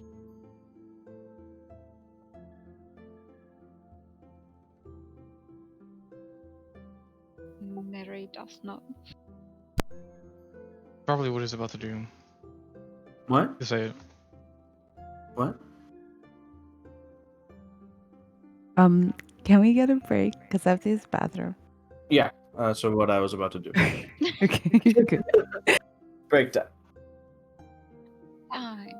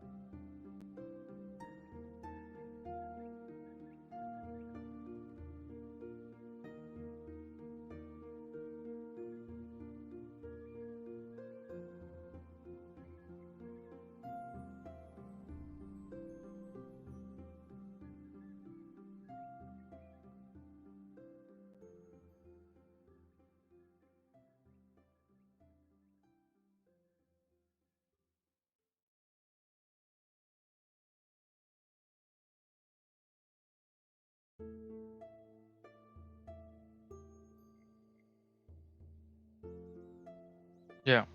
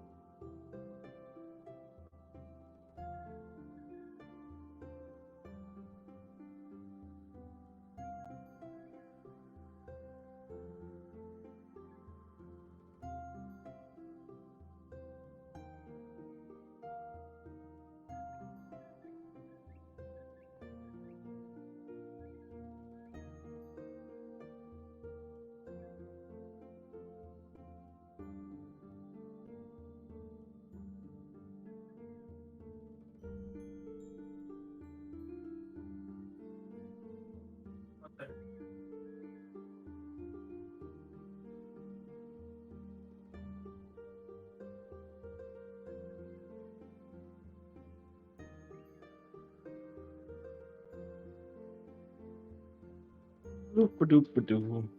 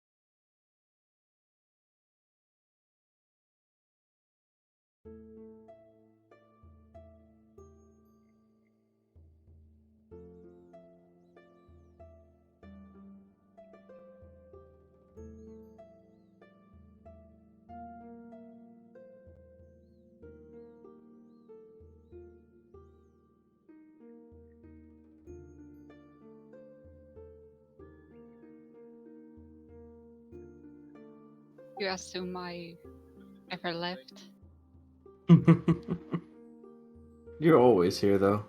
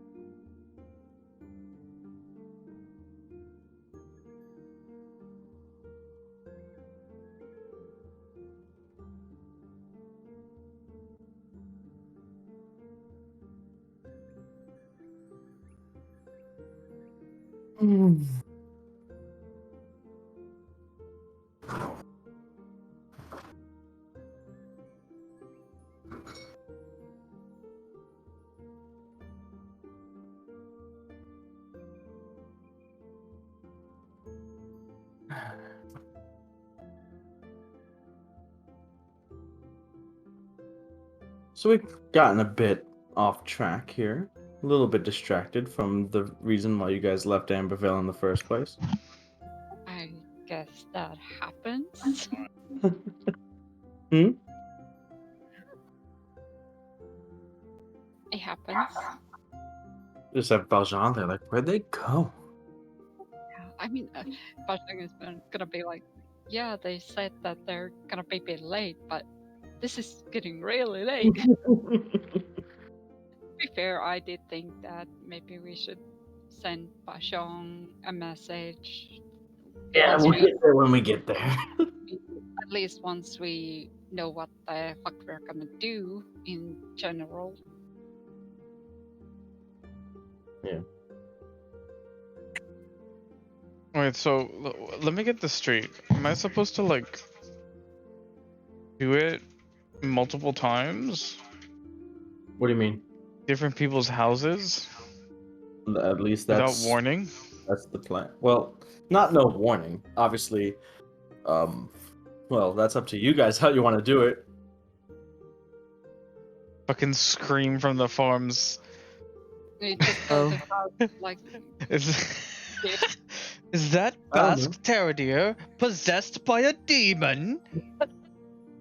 ah, Hold fast, my friend. I shall cure you. I mean, however you want to do it, or you could go up to them and like explain the situation and then prove it, or you could do that. However you want to do that. I don't understand. How does that work? Like, I go up to these people and I'll be like, yes, hello. Wonderful farming family of Ember. This here is Bas Terrier. He is possessed by a demon, and I'm about to perform an can we make Basque Maybe. some pea soup? But you also say that you could also go like, what are you guys trying to do? You guys are trying to get into the monastery, into that building, that temple, see what the fuck's going on there, but you know that you can't do that and then be like, yeah, we did it. Whatever we found in there, we beat him, we burned it all down, but then all anyone sees is those guys just burned down the monastery. Yeah, that's problematic, huh? And you're like, I no, guess. no, no, we did it. They were the bad guys. And yeah, sure. What bullshit.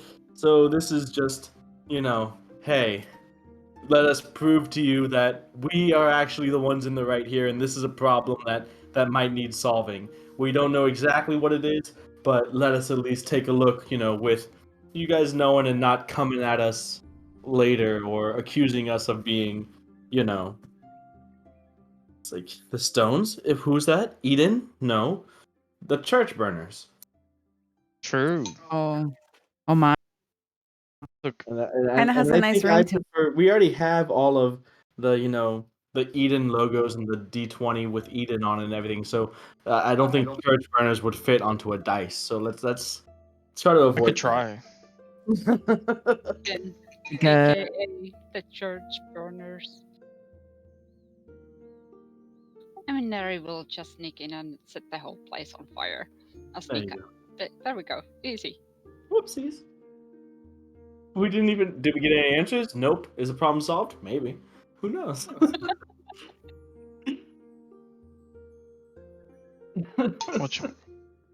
So I still just have this image in my head of fucking Durand and Bask showing up at people's houses like if it's a fucking YouTube intro. Like, YouTube. hey, I'm Durand. This is Bask, and welcome to Jackass. Today we're going to the houses. I'm performing Exorcism. Yeah, today I'm going to be performing an exorcism on my friend. Will it hurt him? Will it not? Who knows? We'll see.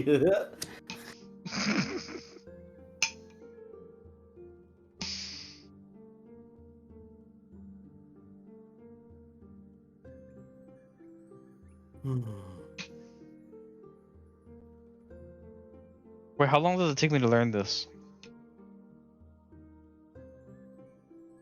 Is it effective immediately? Couple years. Yeah, years. Years? No, you know, it'll be fine. Just it's Let's not. try it. It's again. It's not even if it was. It's different, right? It's sure it's in a way learning, but at the same time, it's finding out Power exactly granted what to to me do by the to gods. allow to channel your deity's power in such a way. So really, all the magic that you do isn't you doing it necessarily. It's Bahamut channeled through you. So this is just another way to learn how to do that. It's really, another method of being like Bahamut, take the wheel.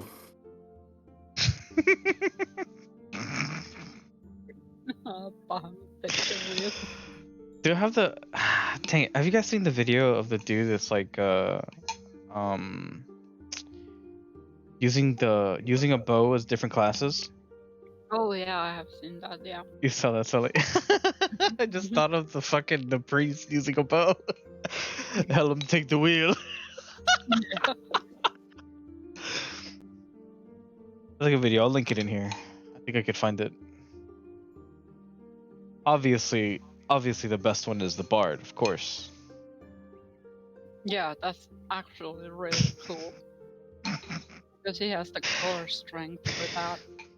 Yeah, kudos to the dude that did it all. Like, Yeah. holy crap, dude. Here, I'll find it. Ugh. How different classes use a bow or something. Probably you would use find it with that if you add D&D or something with it. I'm pretty sure I retweeted it before all my stupid shit about being upset about Reaper. Yeah, there it is. Yeah.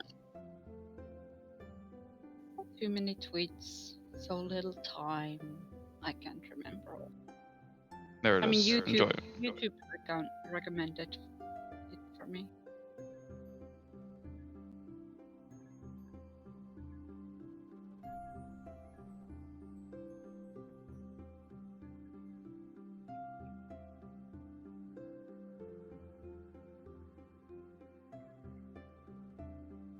Hello. Hello.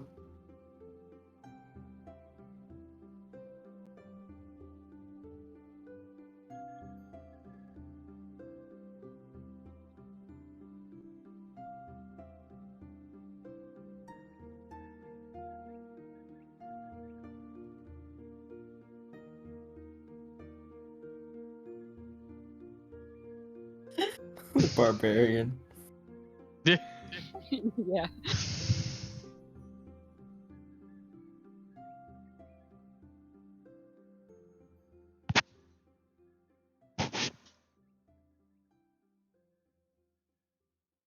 You didn't even show the target for the bard part. That's unfortunate. Could have been more impressive.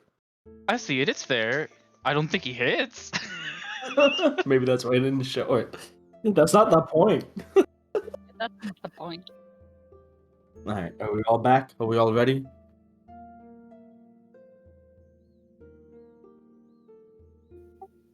I think I'm ready, yeah. Max, Nemo? I'm ready.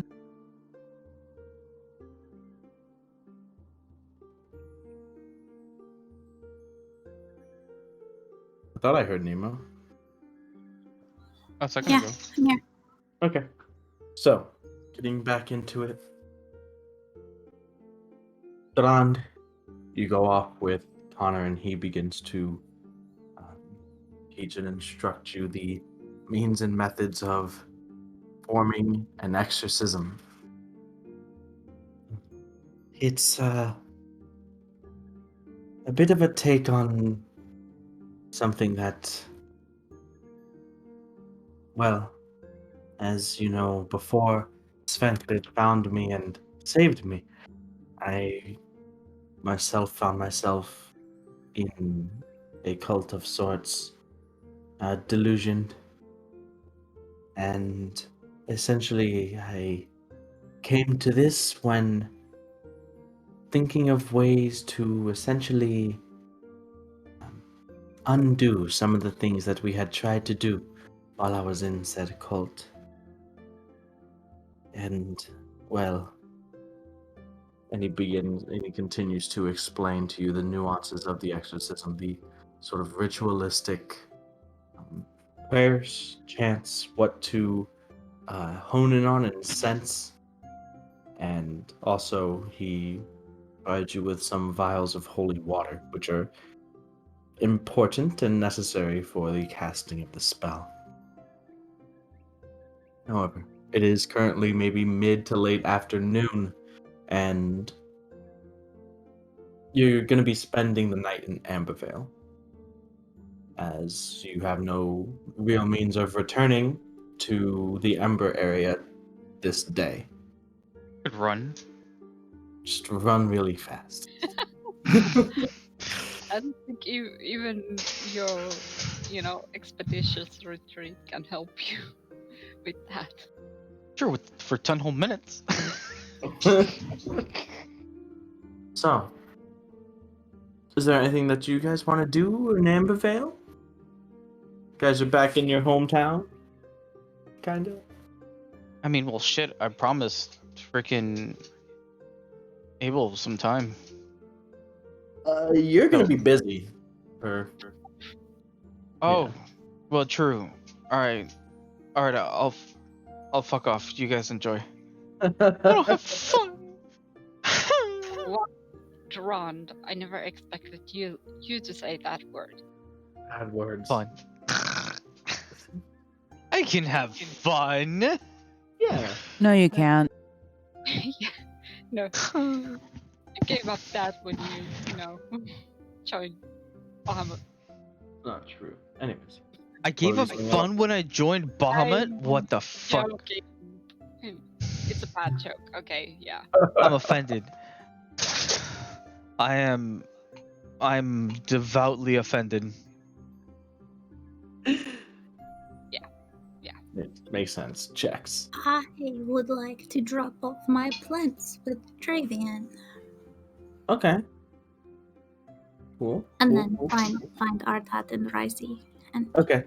So you go and you drop off the plants with Travian, who's, running a modest deposit. At this point, the what he's doing is essentially making standard salves and sort of healing balms and stuff like that for the infirmary and any incidental, injuries that might occur in Amberville. There isn't too much need for much more than that currently, but she said, oh yes, these are them. You found some. That's amazing. That's incredible. Um, if you want, I'll continue to cultivate them, and when they grow, I can take some clippings and really start to grow more of these. Would you want me to begin the process of creating those potions that we worked on once they grow to their full maturity? yes, please, if you don't mind, and if I'm not here to do so myself. All right, I'll do that. Well, thank you. It is exciting to work on something fairly new. I mean, we've only done so. I mean, I have only done this once before, but I took extensive notes from the first time that we did.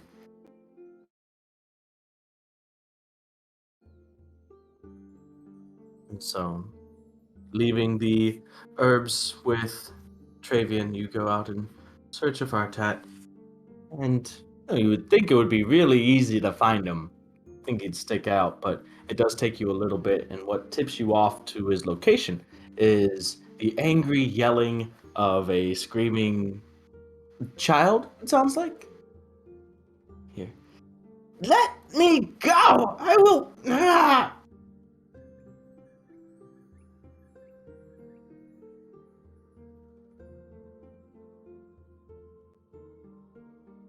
Following it, you can see that by the sort of scruff of the collar of this kid being held up by the treant Artat, walking away from the hill toward back into the town. You're gonna be in so much trouble. I'm going to be in so much trouble, really.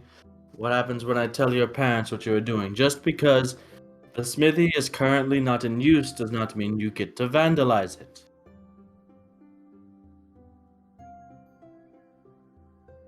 And you see him holding up the kid who's like kicking, thrashing, and screaming in his grasp. He stops and sees you. Oh. Hey, little one. Tell me, was I this annoying when I was little? No, you were so cute.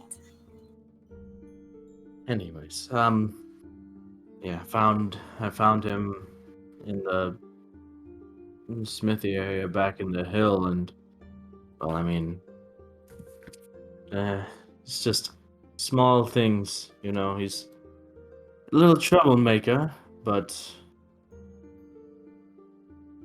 it's whatever. So are you're enjoying being a guard?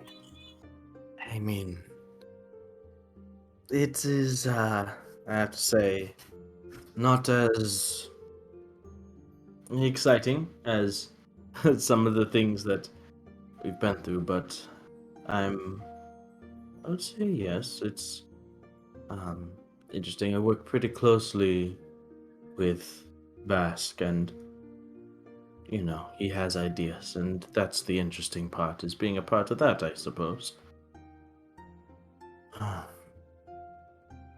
Not sure if it's what I want to do for the entirety of my existence, but for now, it's interesting.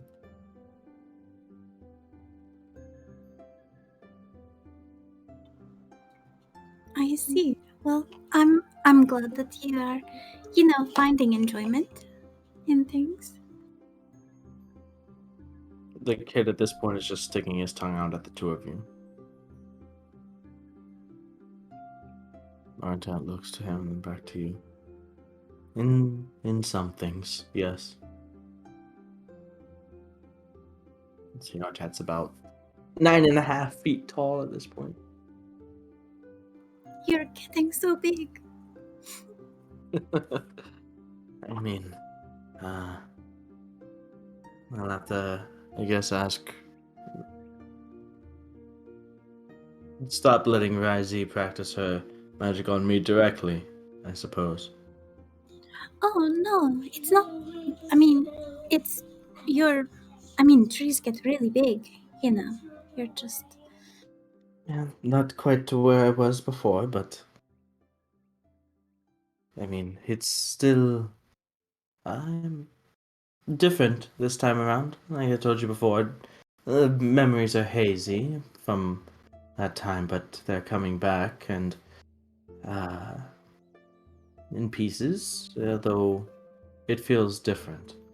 I mean, I feel different. I'm not sure exactly what it was that I might have been like before, but the feelings are still there, at least, I think.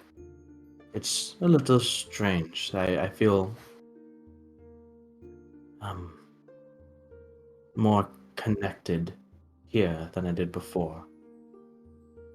I'm not sure if I should be worried about that, but I did talk with Bask a bit about, you know, where it was I came from and how I came to be.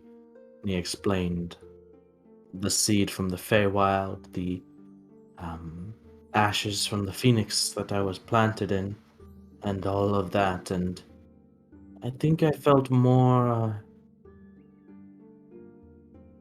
a bit more closer to this place than the Fae in this iteration. I'm not sure if that's a product of whatever happened to me in Brushburn, but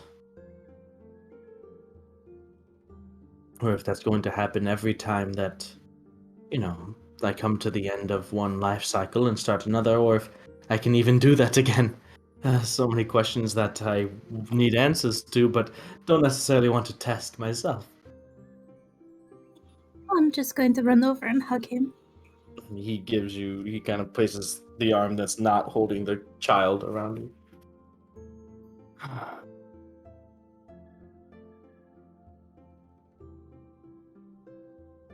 Well, it hasn't been that long.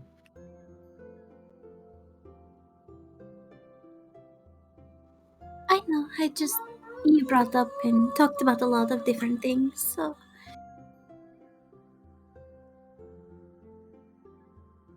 I'm just happy that you're here.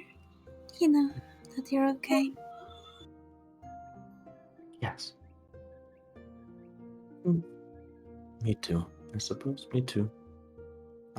Things have been well otherwise. Guy Z is coming along just fine. Even Kina has it seems the more I grow, the bossier she tries to get. I'm not sure why, to be honest. That she feels like she can be so bossy with me, but I kind of let it slide. Oh, you were very tiny, and um, she thought of herself as your big sister, you know? So, That does make sense. Yeah, that does make sense now that you mention it like that, yes. Anyways, I should really get this lovely child back to his parents.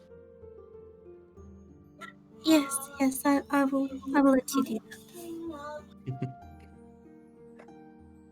He nods to you a little bit and kind of goes on the sort of long strides of the walking awakened treant. Mama. Netadian? Era? Anything?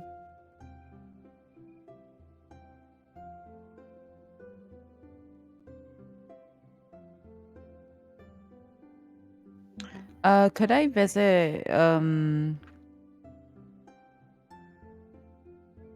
Roxgurn and Naval? Sure. Are they even here? They're in Ambervale. Probably what I would do since everyone kind of went everywhere else. Alright. So you visit Rookskird Naval. You can see that they're in the house, the building that the Phoenix Academy has used for their research and study. It's coming along a little bit. It hasn't been too long since you've last been here, but they're getting it a bit more organized, getting some more permanent furniture put in, and getting systems in place as far as where their research notes and tomes go. And you walk in, and the three of them, Roxgurn, Willowa, and Nival, seem a bit surprised. Back already? For the time being, yes, it would seem that way. I just decided to stop by and see what you guys were up to. Same old, same old. Still trying to map out the connection that stupid orb thing has to the astral plane. Not really. It's slow. It's methodical. It's careful. It's a dangerous thing, Naval. Um. Anyway, yeah. So, are you back? Back? No, we had a bit of an interaction, and I guess we're just kind of investigating and double checking, involving what was the name of it? The Holy Order of Flames? Yeah, the Holy Question mark? Flame. Yeah, Order of the Holy Flame. Yeah, I can't say I've heard of it. Me neither. N- No. Neither have I, but it seems to be a bit more of a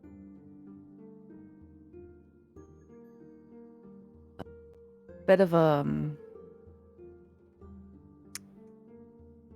dabbling in religion, I suppose. But it was just a bit weird. I never actually went in myself because I didn't want to, I guess, put myself in that position. And I guess Era would go into detail about what happened at the monastery, or from what they were told and what we found out from Bat. Okay. You leave for less than 2 weeks. Been less than 2 weeks since you've left, Era. Can't stay out of trouble. It wasn't me. Plus, I didn't do anything. Not really. Not yet. I would hope not to do anything too extreme. It seems to be the case. They seem very sensitive about attacking. Not that we're trying to attack the monastery. No one said that we were going to attack, but it is a bit curious considering if we were attacked, if that was anybody else, you know, it would more fortunate. I just have this feeling that there's something going on, but I have no evidence to prove, and they seem to want that, which is understandable. I guess. Well, you know. Naval kind of leans in and whispers to you. So, I've been working on some designs for the tower that we're gonna build. Still needs the funding though, so if whatever this shifty monastery has some coins lying around, maybe start bringing that our way. Well, do you want me to steal from the monastery? Well, I mean, if you're gonna burn it down anyway. I didn't say I was gonna burn it. Well, that's But how I you definitely deal with thought things it. normally. Yes. Which is why you The you can two of you understand are how I yelling. feel and why I I- feel so. You started off whispering as if you didn't want anyone else to hear. Now you're yelling at each other. Well, what did you hear? You heard everything. I mean, Naval, it wasn't We're too not. careful. I mean, It's whatever. Whatever you do, just make sure that you're safe.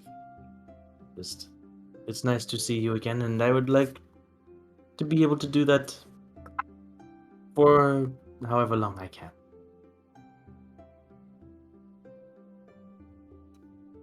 damn. Okay. Sorry. He doesn't change. But anyways, I forgot what I was saying. So about the teleportation sign circle. That is still a little whiles away. I mean, I don't know where. Yeah. They left a little while ago, but it's been a while. It's still most of the year to go. Should be good by end of winter.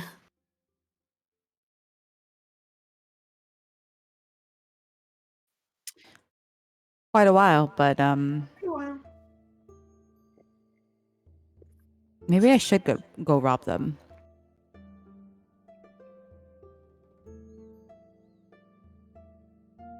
Oakskin kind of shifts away, like I'm not hearing this. Brokeskern, do you want to be my partner in crime? Don't want any parts of any plan that the two of you come up with together. That's a bit rude. We don't always get in trouble. Yeah, that's right. Well, I don't always get in trouble. We've had some pretty stellar plans when the two of us put our heads together. Yeah, we do. Do you think that we can rededicate the monastery to Mucifer? Of course. They would understand. You are just proving yourself. Speaking of Mucifer, I haven't seen him in a while. Have we eaten him yet? I don't believe so. I'm not sure. I'm not even sure if it's a him, to be honest. There might be a dairy cow. Wouldn't we have noticed that? I would think you looked? so. I was concentrating on magic. It was dark. I was laughing a lot.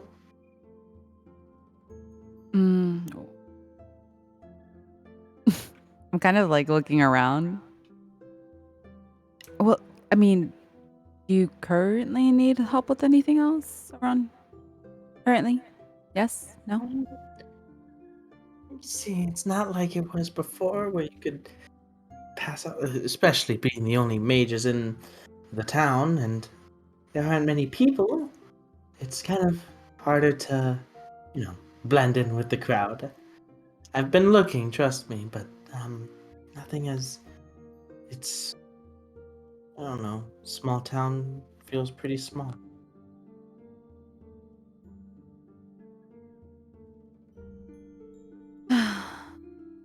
Well,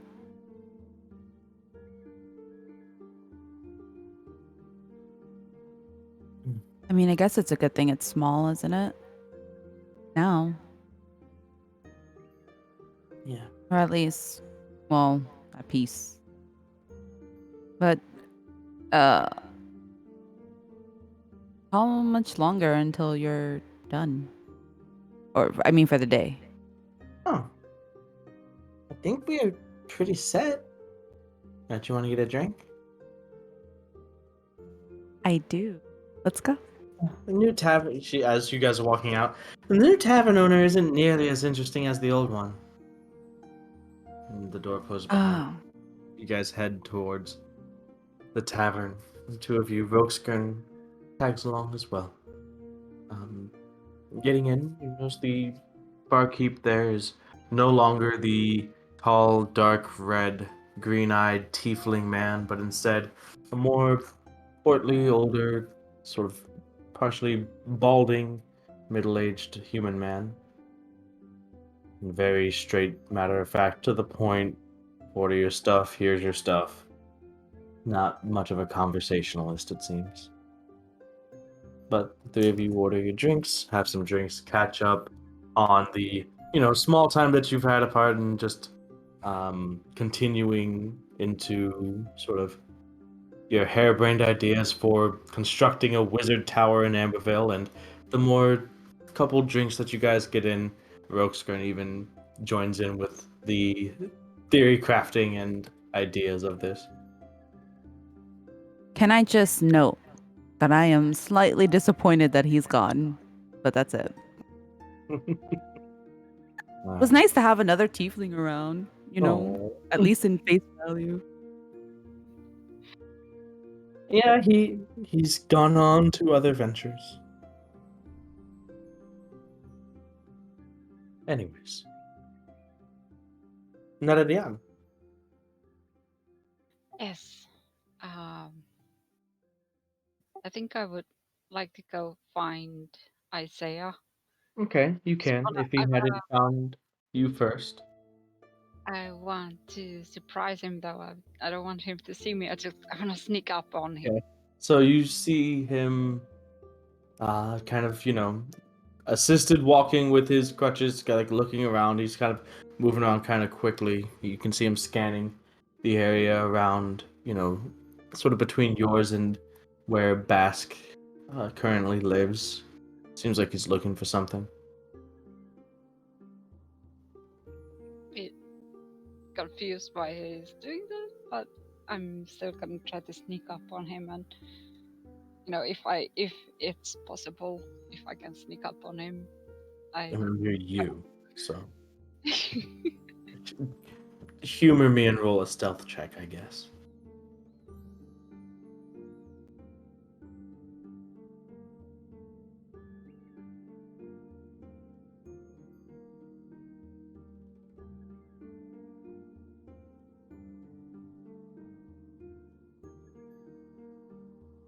$25. Yeah, you can sneak up on him. I'm just gonna put my hand over his eyes. All right. Kind of jumps and startled, kind of startled. That, who's there? I, I'll whisper in his ear. Guess who? it's like he turns around quick, kind of just pulls her into a like reactionary hug. I had word got around that you and the others had returned. I came looking for you. Seems like you found me first, however. What brings you back so soon? I thought that did you already find her? No, we didn't even get there or anything. I got kind of sidetracked with. Sidetracked. That I that I'm sorry, but what could be more important?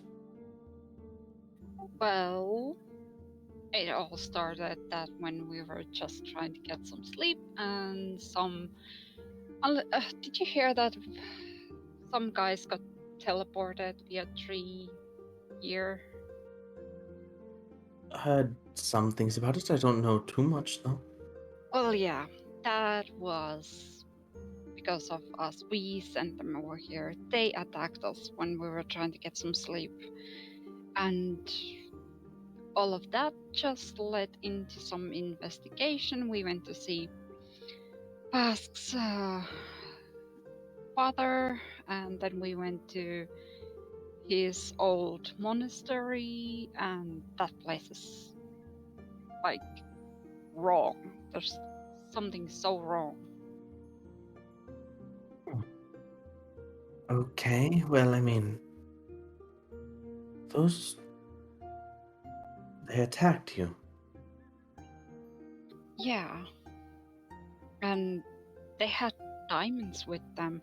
They didn't want to kill us. They said that they didn't want to kill us or anything, but they had like diamonds, and there was enough to resurrect someone, so they might have resurrected any of us if they had accidentally killed us, or yeah, of course, one of their own too. But Strange, isn't it? That feels a bit bizarre. I mean, that doesn't sound like normal banditry, at least. they claim to be like from the Holy Order and from the monastery and stuff like that. So that's why we were investigating that, and got sidetracked. And now I've heard a little bit about that order. Word of them sometimes get back to Brushburn. I mean, I knew of them. I didn't know anything specifically, of course. But, well, clearly they didn't know who you were, otherwise they would have let you rest. and when we came here, and I mean, like I said, we went to the monastery. We got this small tour and everything, and the old guy who gave us the tour, he said that he had been there for like 30 years more. And when we got here, Elvon showed his image to Bask, and he was like, I don't know that guy. So Elvon showed few other pictures of people too, and Bask was like, he didn't recognize anybody, and everything is so strange. Does seem that way. But knowing you and the others, you're certain to get to the bottom of it. I mean, but how long are you in town? How long until you go back? I assume it's not that long. We haven't really talked about it, but we're definitely gonna stay here for at least this night. And I don't know. Well, There's a plan. We're gonna have a plan to try to. Well, we're gonna investigate the whole place, the whole monastery, and everything. And there is a plan on a way, but it's not quite ready yet and everything. I think it has something to do with Duran doing some magic that I don't know of, and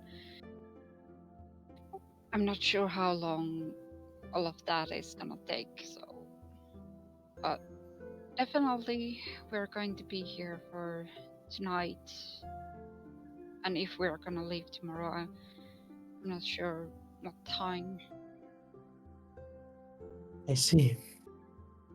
Well, then, at least for tonight, would you mind some company? Always. You guys are kind of walking at a fairly slow pace because he's a bit impaired. But back towards your house, things have begun to pick up around here. It's not what it was before with everyone around and constantly working, but the it seems like this venture that the governor is working towards is attracting some sort of laborers, at least. The um, the tree garden. I'm not sure exactly what to call it, but the forest that seemingly showed up here in the span of a few days. Um, it's it seems like it's going to be a pretty successful venture for him. Might be an interesting thing for Ambervale too. As far as us, I mean, I can't see us being here for any less than a year. I mean, I do have the circle to continue and maintain, and even if the academy doesn't want to have individuals stationed here permanently, they can't deny the usefulness of having a circle in the town at least. So that pretty much guarantees my residence here for the year. I'm glad about that. And as far as this situation, I should be, according to the physicians at the infirmary, still got a little over a month perhaps, but I'm coming along well. Um, Starting to get some use of them back. Uh,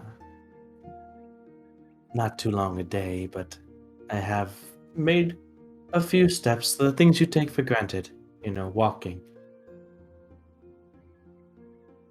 Yeah, and I mean that sounds great that it's going so well. Also, Well,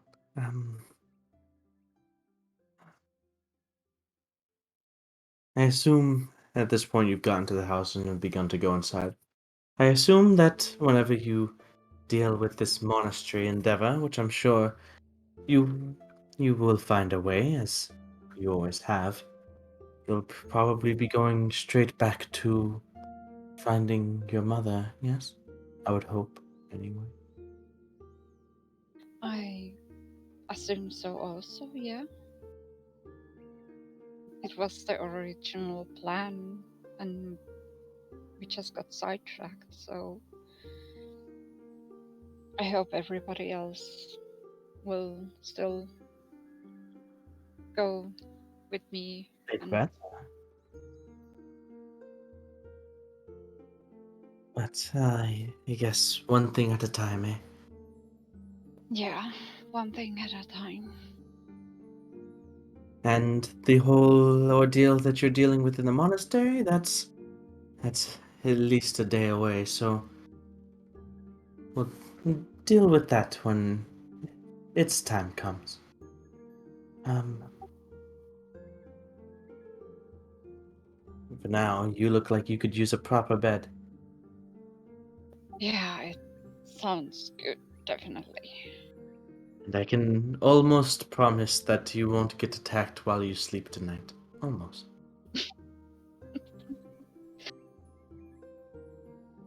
Maybe it's you who might get attacked. I say nothing, I know nothing. So, spending your time sort of briefly reconnecting with those in Ambervale, the four of you go about the rest of your evening. Night comes, you get sleep on, you feel like you have a grasp over this method, this um, process that Connor has taught you. It's sort of a magical way of extending and enhancing your sort of an ability that you've already had, the sort of divine sense. It's tapping into that, but not just seeing these creatures, but being able to try to take hold of certain ones that have attached themselves to a physical being or object. But with a grasp on that, you end up being the last to find yourself to bed after a long day and a long night. But the next day does come. The four of you convene. So it's going to be you four and Basque that are making the trip.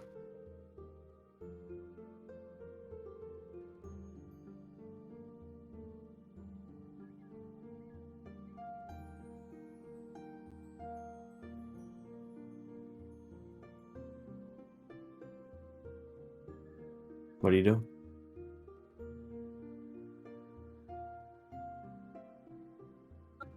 I have some questions that are not in character. Sure.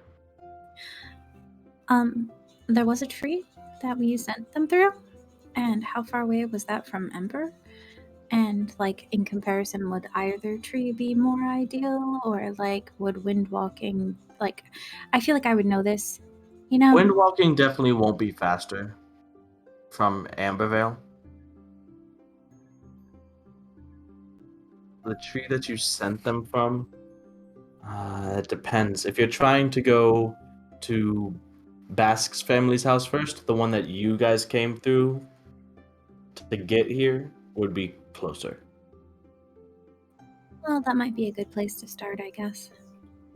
I mean, I'll ask, but yeah, okay. I just wanted to clarify for what I have prepared, you know. Yeah.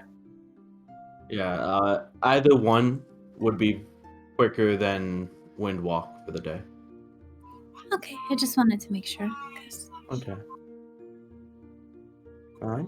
Anyone else?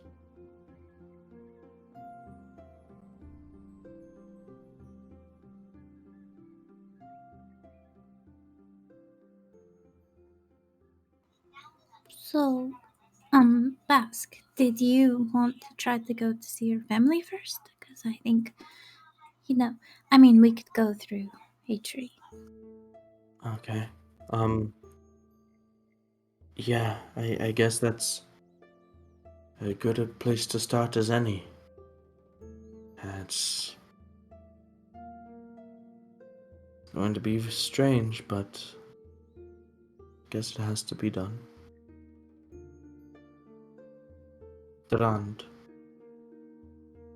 are you comfortable with what it is that we have to do?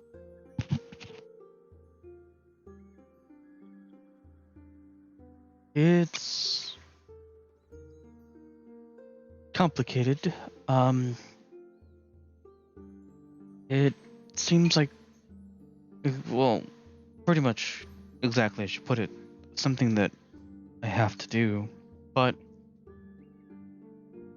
also a bit, not conflicting. I guess it is a bit scary. We'll talk, you and I, more about specifics later, but the point isn't to actually go through with it. I don't want to risk anything, and I'm not even sure if, honestly, I would want to be separated from Lil and Nix if I could at this point. Or if it's even possible, or if one of us can survive without the other. But, just enough to just enough to prove what happened to me when I was with the Order. You know? Yeah, I got you. I'll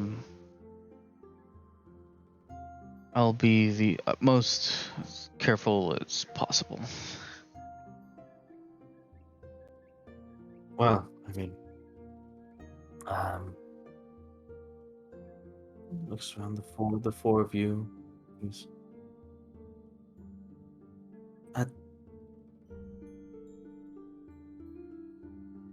does she know? Pointing to Era. Hmm. Of what? No. What? No. Yes? No? Who? She does. No? I don't know.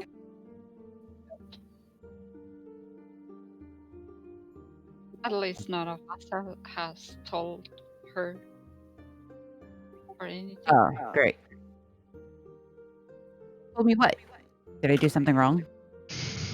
No. Then It's complicated. I guess you'll see soon enough.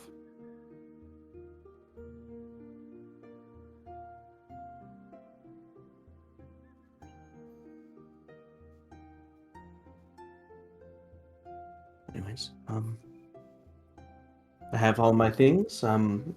Like I said, things are in place. Kind of short notice to have the lawmaster take over acting governor duties, and it should be. It'll take some time to do this, but again, it's something that I feel like I should personally be there for to see through. Just as long as we get this done within a month, I should be fine. So I don't think that should be much of an issue.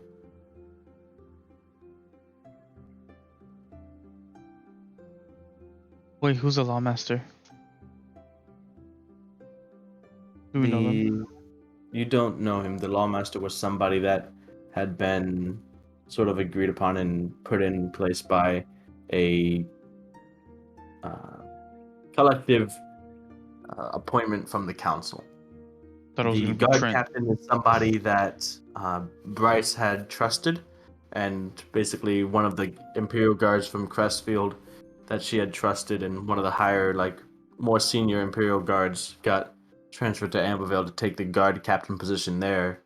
But as far as the lawmaster went, it wasn't Basque's decision who the lawmaster was.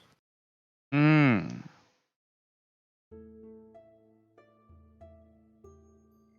Dang. For the time One day. that we've worked together, he seemed like an upstanding gentleman. He's a good man. There's not necessarily much for a lawmaster to have done in Ambervale as of, now. It's more work. It was honestly more working with his days are spent mostly working with Alara, making sure that none of the protocols put in place by the Hunters Guild is being violated. Other than that, it's petty things like, there's a kid that stirs up trouble around here on a pretty much daily basis, but nothing does concern him. The most work he's had was when you guys brought those four over to us. Hope he doesn't mind being kept busy. I mean, I'm sure it's his job, so at the same time, we probably should do this relatively quickly. Otherwise, those four would be the only thing that we can necessarily accuse them of is banditry, which would put them away from some time, but not. Uh, it it's a strange legal area. It's nothing concrete. It's if we find something more in the order, which I know we will, because then we could properly process and punish them.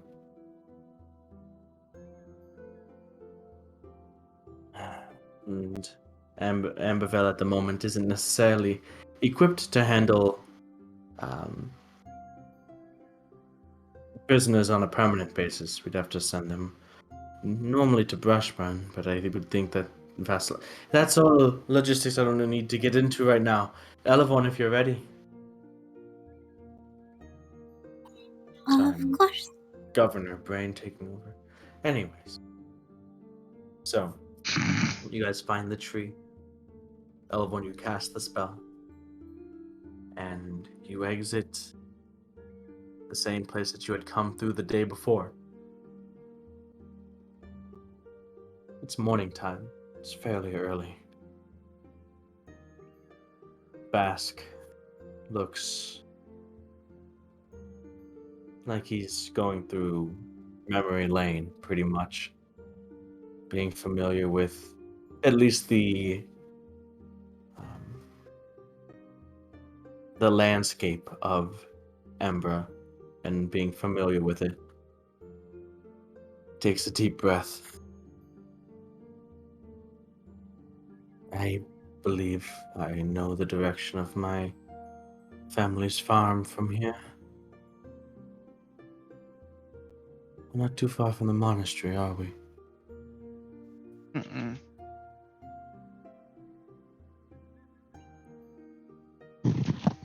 Relatively close. Well, let's not cross. Before then, I wouldn't want to tip our hand to any member of the monastery, and maybe, actually, considering who you said is there now, maybe they wouldn't even recognize me. I don't think we should take that chance.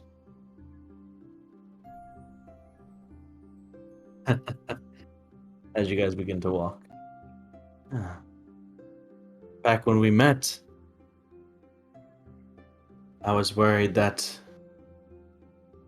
the Aegis or the Imperial Guard would recognize me as a member of the Order. Now I don't want to be recognized by members of that same order.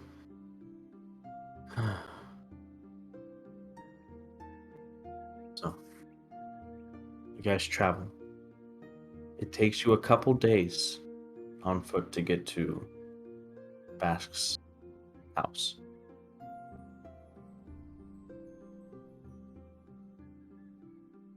But as you guys approach, you guys are recognized because you've been through here maybe not too long ago, less than a week ago, but doesn't seem like they necessarily recognize Bask, as he had left them when he was a child, and they haven't seen him since. Understandable.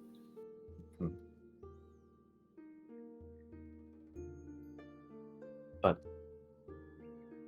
you walk up towards the house.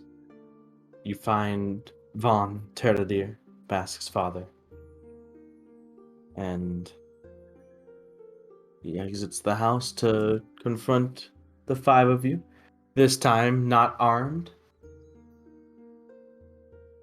He looks directly at Bask.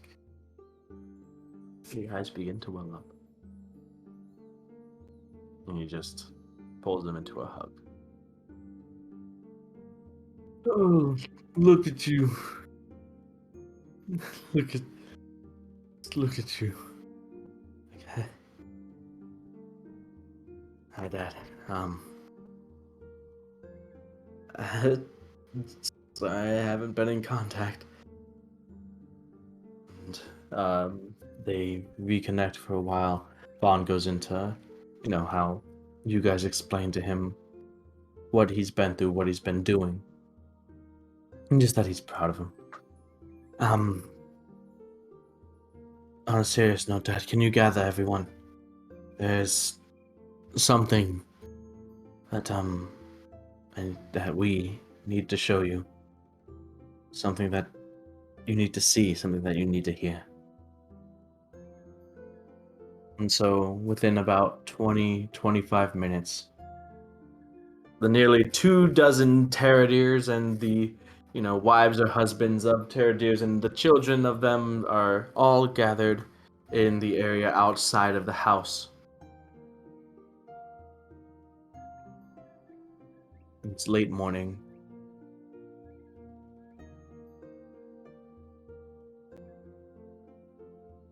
Basque and the rest of you are standing. Do one of you want to explain?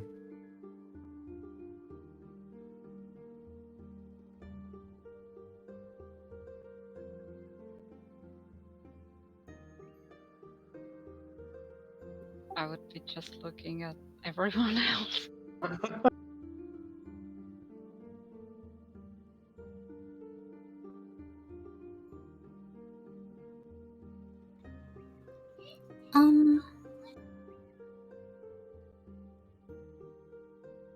Okay, so we were on our way through this area, just, passing through. We were asleep, and then we were attacked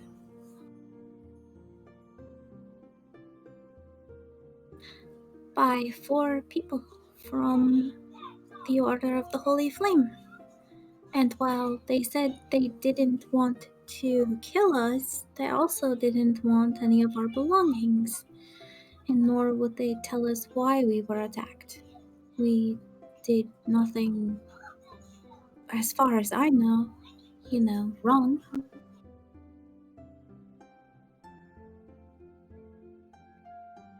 Let's see, maybe a early 30s man speak up.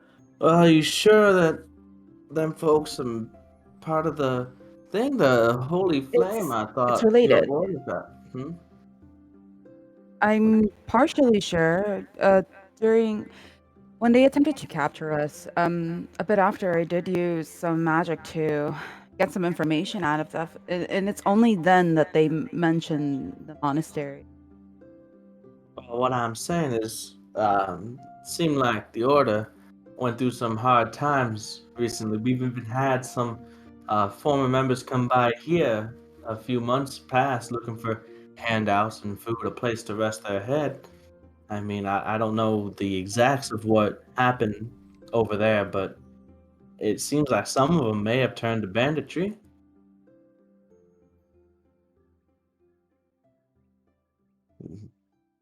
I mean, as terrible, unfortunate as that is, it doesn't necessarily mean that they was doing that on accordance of the monastery. Why would the monastery want? I, hmm. That's the whole point why we're here and why we're trying to bring attention. I know it's not enough, but what exactly do we need? Do we need someone burning, someone being gutted, or I just ignore me? I'm I gonna. just no. I mean, I get what you're saying, and it's definitely concerning. I'm sorry that Hughes was attacked, but I'm just saying that how do we know that those are, not just those weren't just former members, ones that were estranged or had left the monastery, as so many others did. That's Well, fair, go ahead, Ron. we have reason to believe that the monastery have been up to things that maybe aren't the holiest. Where are they, anyways? Well, Is there a chance that we could speak with the prisoners? You aren't in Ambervale right now. Crap. Yeah, right. Jesus Christ. Keep up. Yeah. So- Okay. Why didn't I'm just thinking, like, why didn't I think of this beforehand? Okay, good. Anyway, So, piggybacking off of what... Sorry, go ahead. there's one person that definitely went to the monastery right here. It's Basque. And okay, after we were attacked, we had the same questions that you did. Like, what is going on? Because this doesn't make any sense because we know Basque, right? So we went there and we met many people, and many of them claim to have been there for, over 30 years or something. And you all know when Basque joined, right? And he doesn't know any of these members. I mean, that doesn't necessarily. They could have come in after he left. And been there for 30 years? I guess that doesn't make sense now, does it? Basque continues. It seems I know how the monastery is viewed by us, by the people that live in Ember, the farmers, the common folk here. I lived it. I know that. It seems like you're aware of, at least have seen some of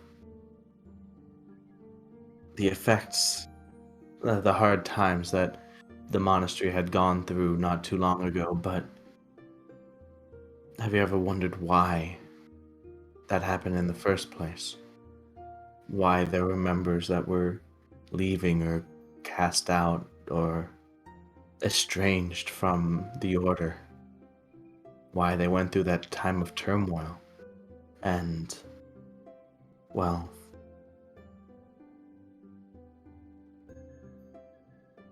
you have so many questions about why we are questioning the order, and that's fair.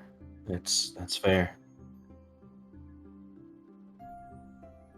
I think that we can answer those questions, but Durand, I don't know if there's anything else to say. It might be better for to just show. Could I just guide Basque? Why not guide me? Oh, well, I don't know who's making a roll. I don't know who to, like... Okay, fine. Can you guide like, Zen? Guide Zen. Guide him. Guide the gods. Guide the I, gods. oh, All right, gods. Let me tell you something. This is how you do this. Okay. So you do that. You give your guidance to Basque or Durand. Who? Who are you going with? How the spell works. Well, again, like I said, don't worry about that's the spell. different. Don't worry about it. Read what I said before I posted the spell. So it's Basque because he's the one who might die from this. So Maybe. Who knows? we don't want him to die. So Basque. What if I die? What? Shut up. Okay. Alright, so after guiding Basque, Elevorn, Netadion, and Era, you guys kind of step back into the crowd, the sort of semicircle that has been formed, that has come to hear you out. Basque reaches up, takes off his rose-tinted glasses to reveal the lavender eyes that he has. There's a little bit of murmuring and talking. Durand, he stands there, kind of looking up to you, within arm's reach, and just gives you a little nod.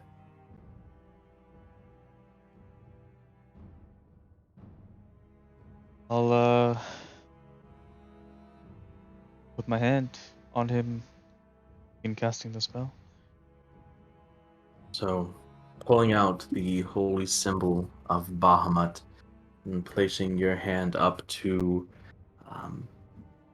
your other hand up to Basque's forehead and beginning to chant and recite the prayer, kind of reaching out with your divine sense to find and locate that other being that is inhabiting him.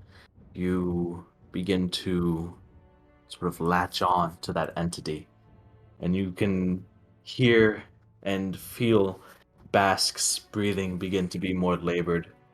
You begin to see sort of beads of sweat begin to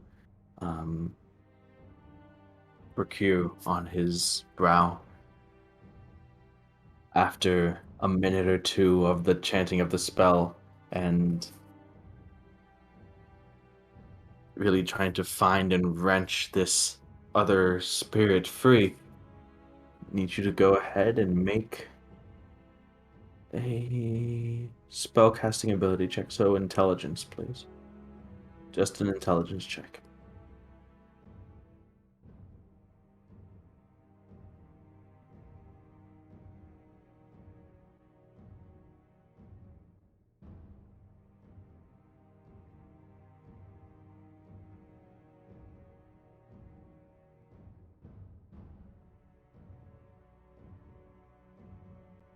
Intelligence, just flat intelligence says 21. 21. Alright. It's almost like reaching in both mentally and spiritually and trying to locate and separate these two spirits within this one body and trying to uh, untangle and unweave what it is. It's a mess. It's a Gordian knot of their spirits intertwined. It's not an easy process at all. But as you begin to do so, you hear bask and grunts of pain as you can sort of begin to feel his legs giving way. You go and catch him and steady him with your other hand and gently lower him to the ground. At this point, the eyes are closed, and when they flicker open, you can see that they're starting to roll back a little bit as people are murmuring, and they're like, "What is he doing? What's going on? What's wrong with Bask?"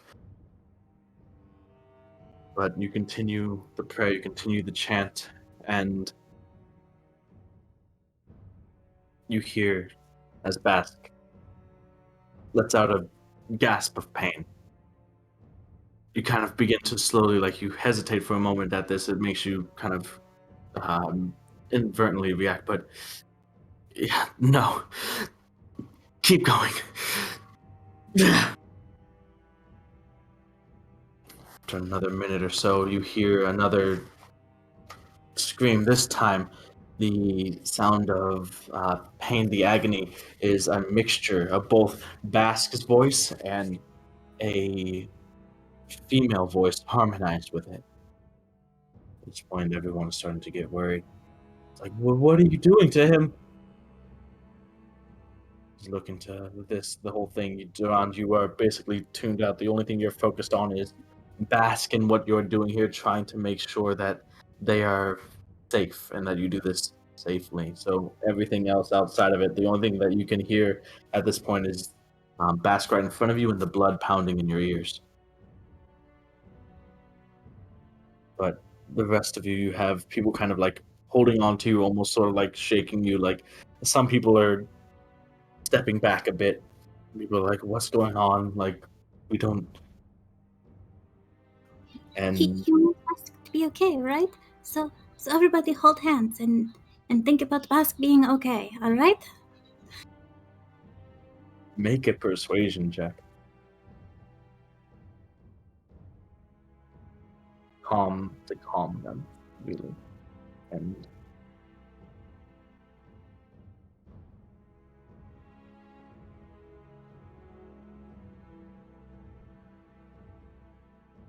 That's a 13.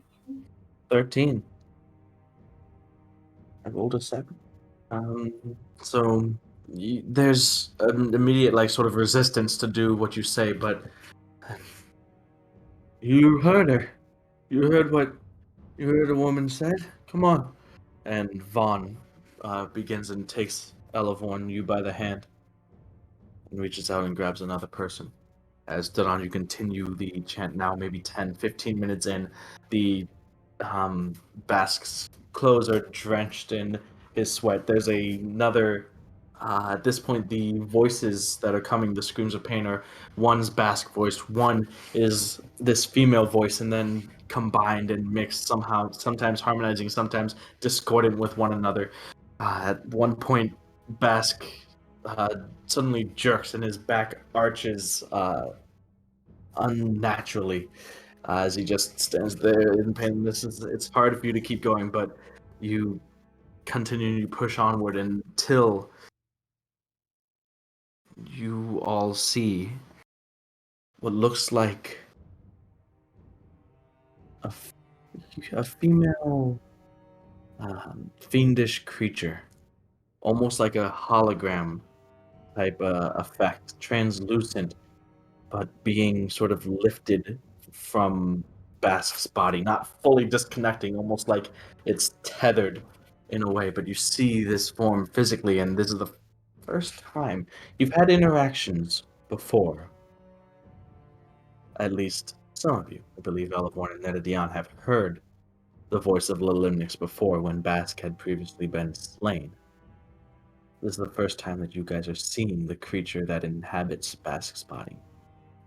The succubus Haven't, in Lilimnix. What? I mean, haven't we seen it like in the crow form though? Not In the what? in the crow form, because Yes. yeah.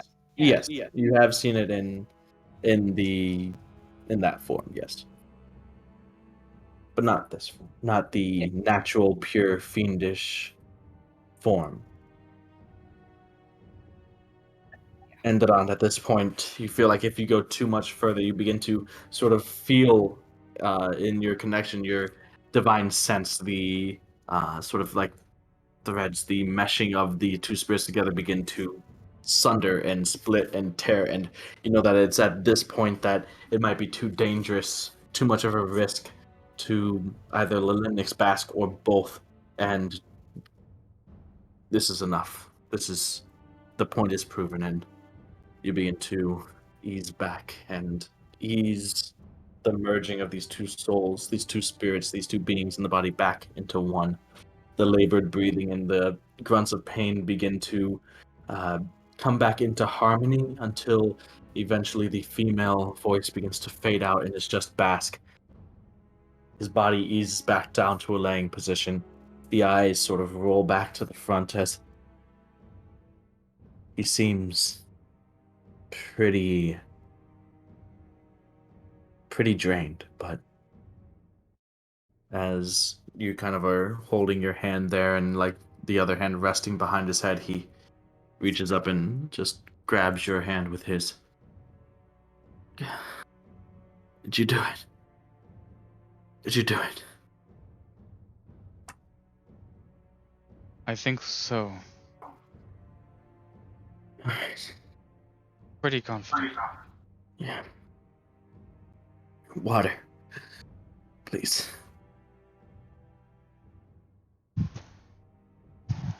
Mr. Mr. Terrier, can I get some water, please? He brings you back some moon. No, yeah, he gets the No. water. To him, it's probably water. Yeah, he is. And he drops the hands and hurriedly goes. Everyone else is a mix between surprised, scared, and outraged. Coming back after Bask gets back on his feet, his legs shaking and a bit wobbly, everyone is pretty surprised by the events and the scene that they have just witnessed.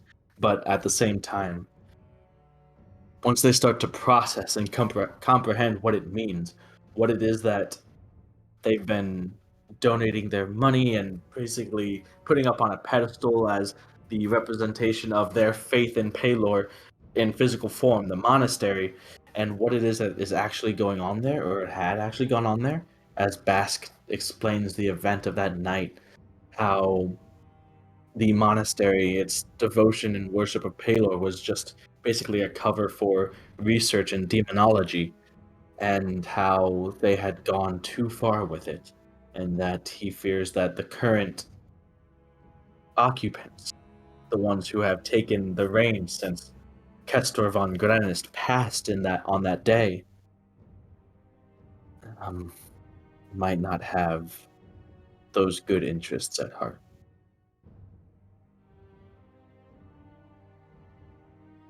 Takes a little bit of time, but eventually there's a consensus that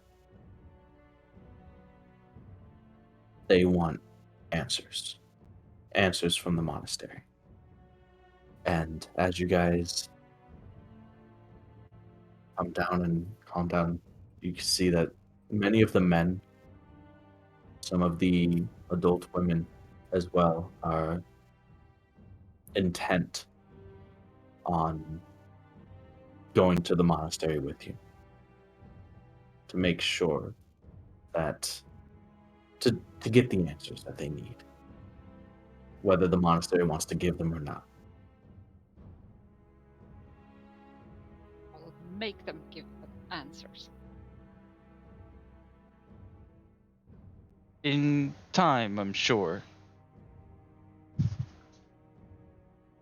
I think this is probably something we'd want to show to others too, no? Well, however long it takes, we'll go with you. If you need to go to get the other families, we can go get the other families. They'll want to know this as well.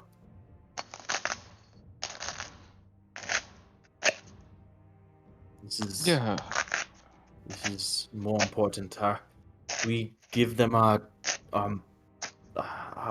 tithe. We provide them with food, with money that's supposed to be going to the devoted of Pelor. We give them children in faith that they will raise them and teach them properly in ways that we cannot. They are betraying all of that and probably worse. We have to get answers.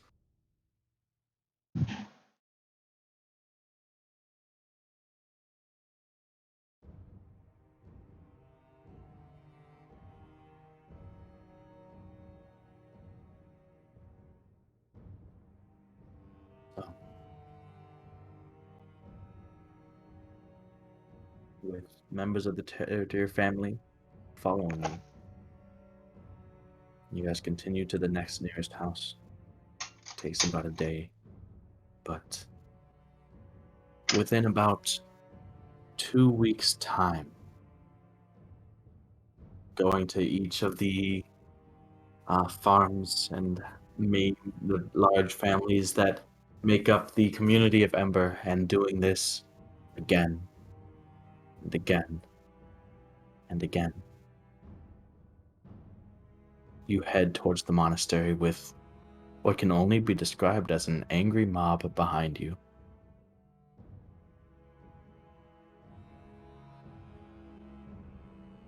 Bask at this point is exhausted, but he's continuing on, standing and walking with you.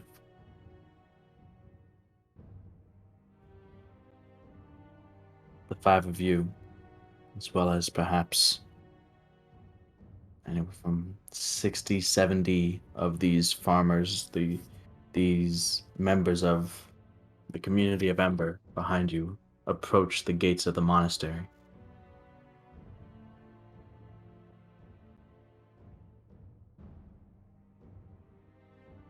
You get no answers from anyone within. Your knocks, your calls go unheeded. Can we like hear anything there though? Not from inside. You do begin to hear the mob behind you getting angry and riled up. I wanna climb on the Hmm? I wanna climb on the wall or whatever is there like. Okay. Yeah. Climbing up, pretty simple for you, especially because these are just rocks stacked on top of each other. Really, there's plenty of hand and footholds that you can find, and it's not that tall itself. But you climb up, kind of swing one leg over, and look, and you don't see a soul within the monastery.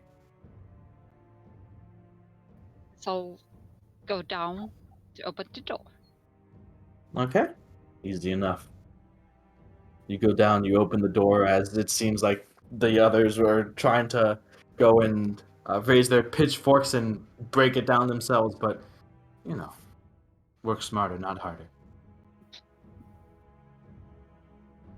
The door is open. What are you guys doing?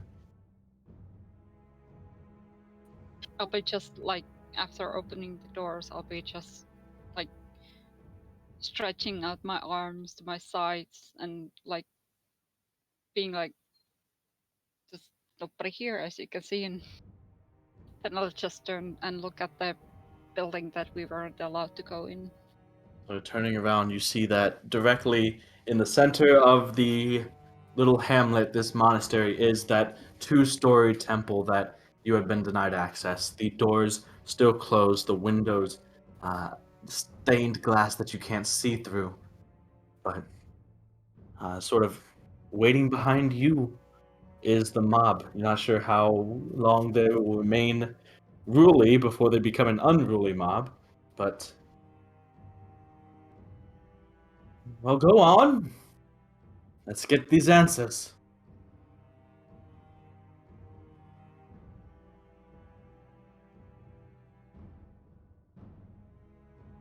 Ron, hello, Era.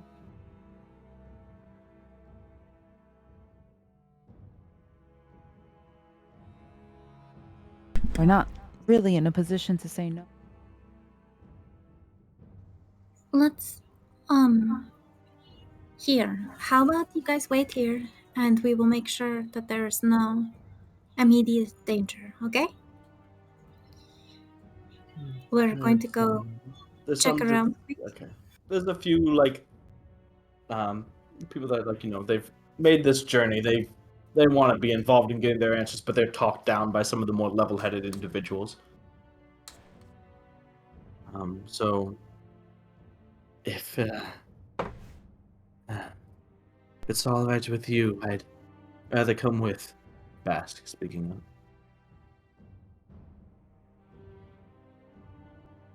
of. I'll make sure to stay out of the way. I'm not sure how much I would be of use if we actually found danger, but I know this place. Oh, okay. So the four of you, as well as Bask, begin to head in. But before you get too far, there's a creak, the sound of a latch, and the doors to the temple begin to open. Not much. You're not able to see too far inside. It's not well lit within, but you do see individuals coming out. And as soon as they come out, the doors close behind them. And you see maybe about 6 to 8 children that just stand in front of the doors of the temple.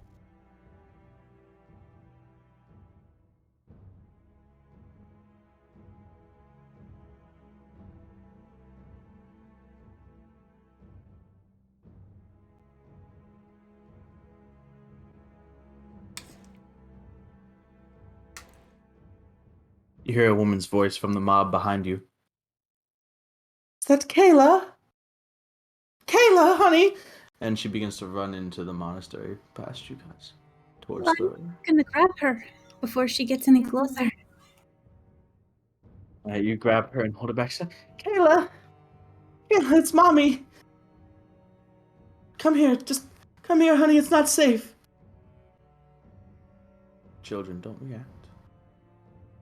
The young girl, Kayla, who you had seen before, turns her head. She seems to recognize her mother.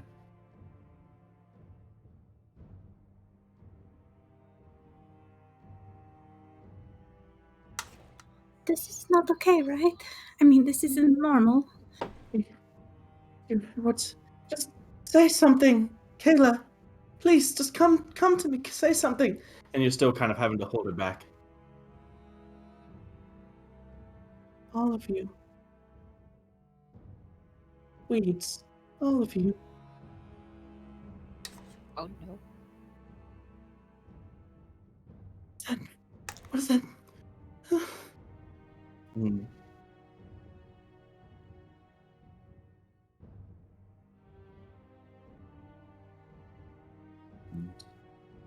The door opens again. This time coming out is an older man. One that you didn't see on your tour, so you assume he might have been in the temple the whole time. He's tall, standing over 6 feet tall. He's a human man, bald head, wrinkled skin with sunken eyes, but strong eyes, seemingly wise eyes. They have seen a lot.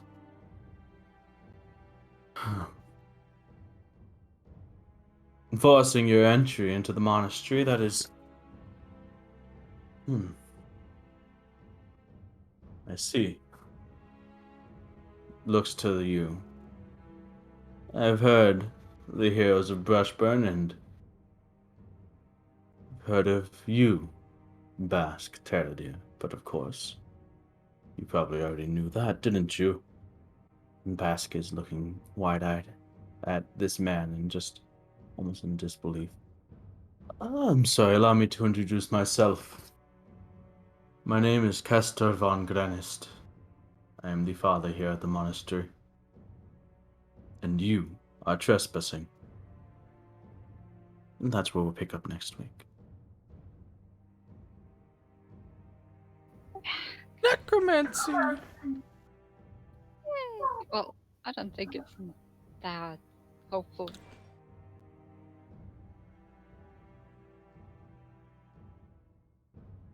Brainwashing. Like serious brainwashing. Just cults, though. What? I think it's magical brainwashing. Yeah, that's why Just I said culty brainwashing. brainwashing. But this dude's supposed to be dead. How's that not necromancy?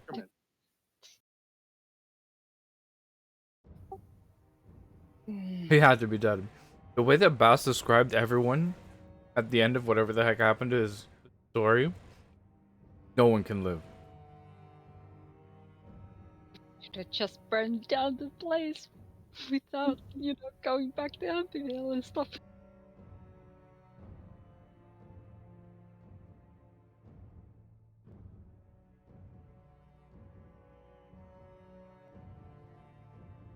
Oh boy. But what of the I don't know. children? Think of the children. Think of the children. My children. That son of a bitch is going to die. Oh, she's going to die. For real? Oh dear, I'm afraid to go downstairs. Yeah, don't. How dare you? I don't think you can hide up upstairs. I'm hiding. I'm hiding. She'll find you. I know. Sure. Alright. Well, good night, guys. So, also something. You know how last time we did a session recap? I don't think we should necessarily do that yet. I think that we should probably do more of like full adventure story type recap. So once we're done with whatever is going on at the monastery, then we can do a video that recaps, the entire monastery package thing. Makes sense. Yeah. That sounds good. Also, if you guys could watch the video, the edit of the thingy, and the input feedback on that, because I'm absolutely totally new to doing that kind of thing, this kind of thing. So, I mean, I don't know.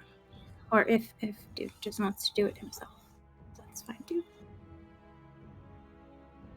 That's. I would have to listen to my own voice. Oh god. I can It's gonna be critique. the best part. No. I guess I'll see you guys again on Thursday. Probably talk to you before that, though. And hopefully we can get this intro thing worked out sometime this week.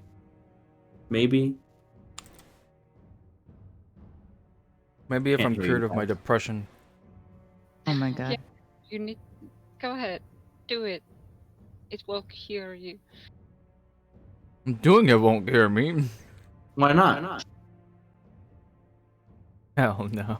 It sounds like excuses. Something that we agreed that we wouldn't do if we were going to make this happen. You do Ooh. not.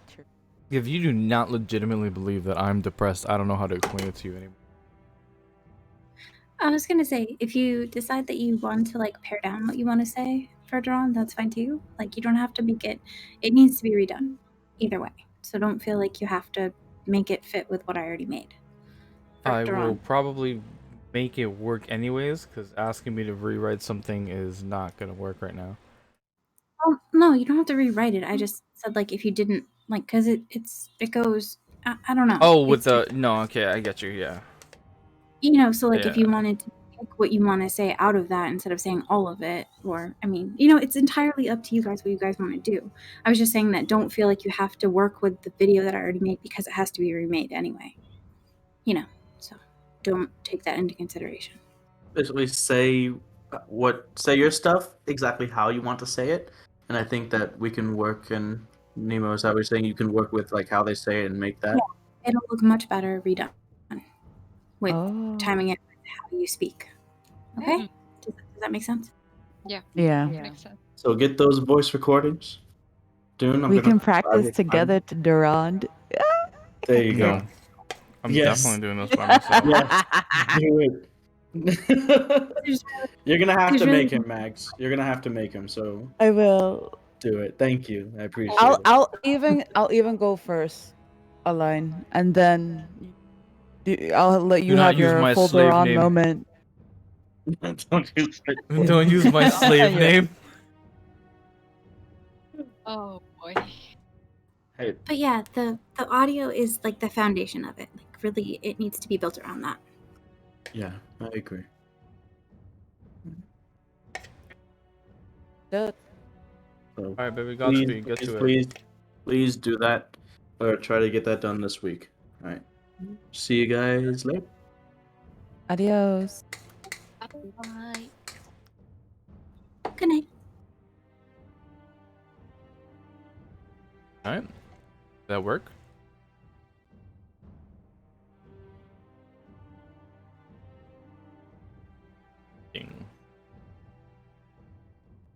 Find song, play song.